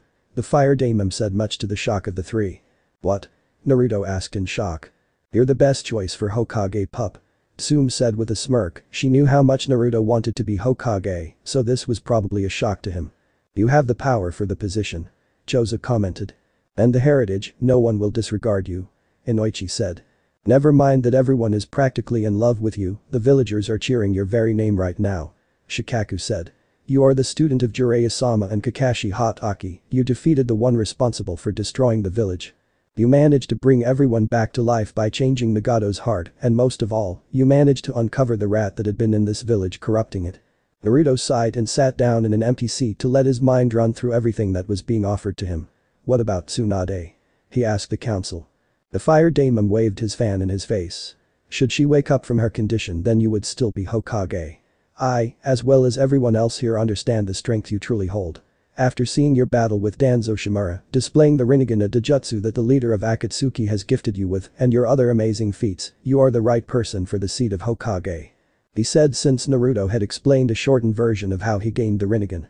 I see. Naruto gave a nod as he closed his now blue eyes. It was true after all, he could activate and deactivate the Rinnegan at any time. We understand your reluctance since you are a Jinchuriki, and with being so young that this may feel like you are being tied down. Hiashi spoke up, catching Naruto's attention. This village has made many mistakes, and I am ashamed to admit that I share some of the blame, but out of everything, you are the one thing that will save this village. Being Hokage has always been your dream. I think I can speak for everyone that right now, that this is the perfect time for you to follow in your father's footsteps and become the man we all know you can be. Naruto gave a nod in understanding. I know that being Hokage has always been my dream, and I gained this strength so that I can protect my precious people and this village from people like Akatsuki and Orochimaru, but I never imagined it would all be handed to me in a situation like this one. Naruto commented with a sigh. But I still need to train. I haven't mastered half of the jutsu I know now, as you know I'm new to my Rinnegan, and I still don't understand everything there is to it. Naruto as he looked down at his sword tied to his waist. I still need to find some way of contacting Hinata. My lord, you are giving a job of great importance to a child. But this is unheard of. One of the daemon's advisors asked, shocked. Heize no Kuni, Land of Wind, has done the same in Sunagakur no Sado, has it not? There were also rumors that this young man is responsible for the countless allegiances we have been receiving as of late, not to mention he is the child of Minato Namikaze. It would be great for Uzumaki-san to rise in this world as a political figurehead. He's already on a level that rivals Jiraiya, an S-rank warrior of one so young is hard to come by. The fire daemon countered in a sagely manner. Most of the members seemed to nod at this. Even Naruto slightly. Will you accept, Naruto Uzumaki? Or should we call you Hokage-sama? Asked the fire daemon, standing up from his seat to walk over to Naruto. Naruto still and contemplated the situation. The moment he would stand up and extend his arm, he would become Hokage, the strongest of Konohagakure, the ideal figure of a shinobi. But if this was what was needed to protect the people, then so be it. This was what Yahiko, Nagato, Asuma-sensei, Hirosenin, Hokage Ajayasen and even Tsunade had fought for in their own way. This was his path to peace. With a small sigh he stood up and looked the daemon in the eye. I just want one thing in 5 days, announce my succession in 5 days, I still have unfinished business to take care of. He requested of him. Meanwhile Kakashi and Konan, who had been stood at the back, smiled at the fact Naruto was one step closer to his dream. The daemon smiled and gave a nod of acceptance. I understand and I accept your request. In 5 days, you will officially be the Hokage of Konohagakure no Sado. Naruto gave a nod and was about to leave when Shikaku stood up, catching his attention. Hokage-sama, with the time needed for reconstruction and repairs, we need your authorization to allow a construction company and the emergency provisions. Naruto nodded in understanding and quickly thought of what to do. There's a friend of mine from Nami no Kuni that happens to own a construction company, send for them, emergency provisions should be easy enough to obtain from Harem no Kuni, just mention to them my name, and they will comply. Naruto answered as he went out, followed by Kakashi and Konan. The fire daemon smiled further. The great Hokage indeed. Chapter end. Alright, that's it for today's video guys. Let me know in the comments section how was the story, and also don't forget to like, share and subscribe. I will meet you in another video, peace out.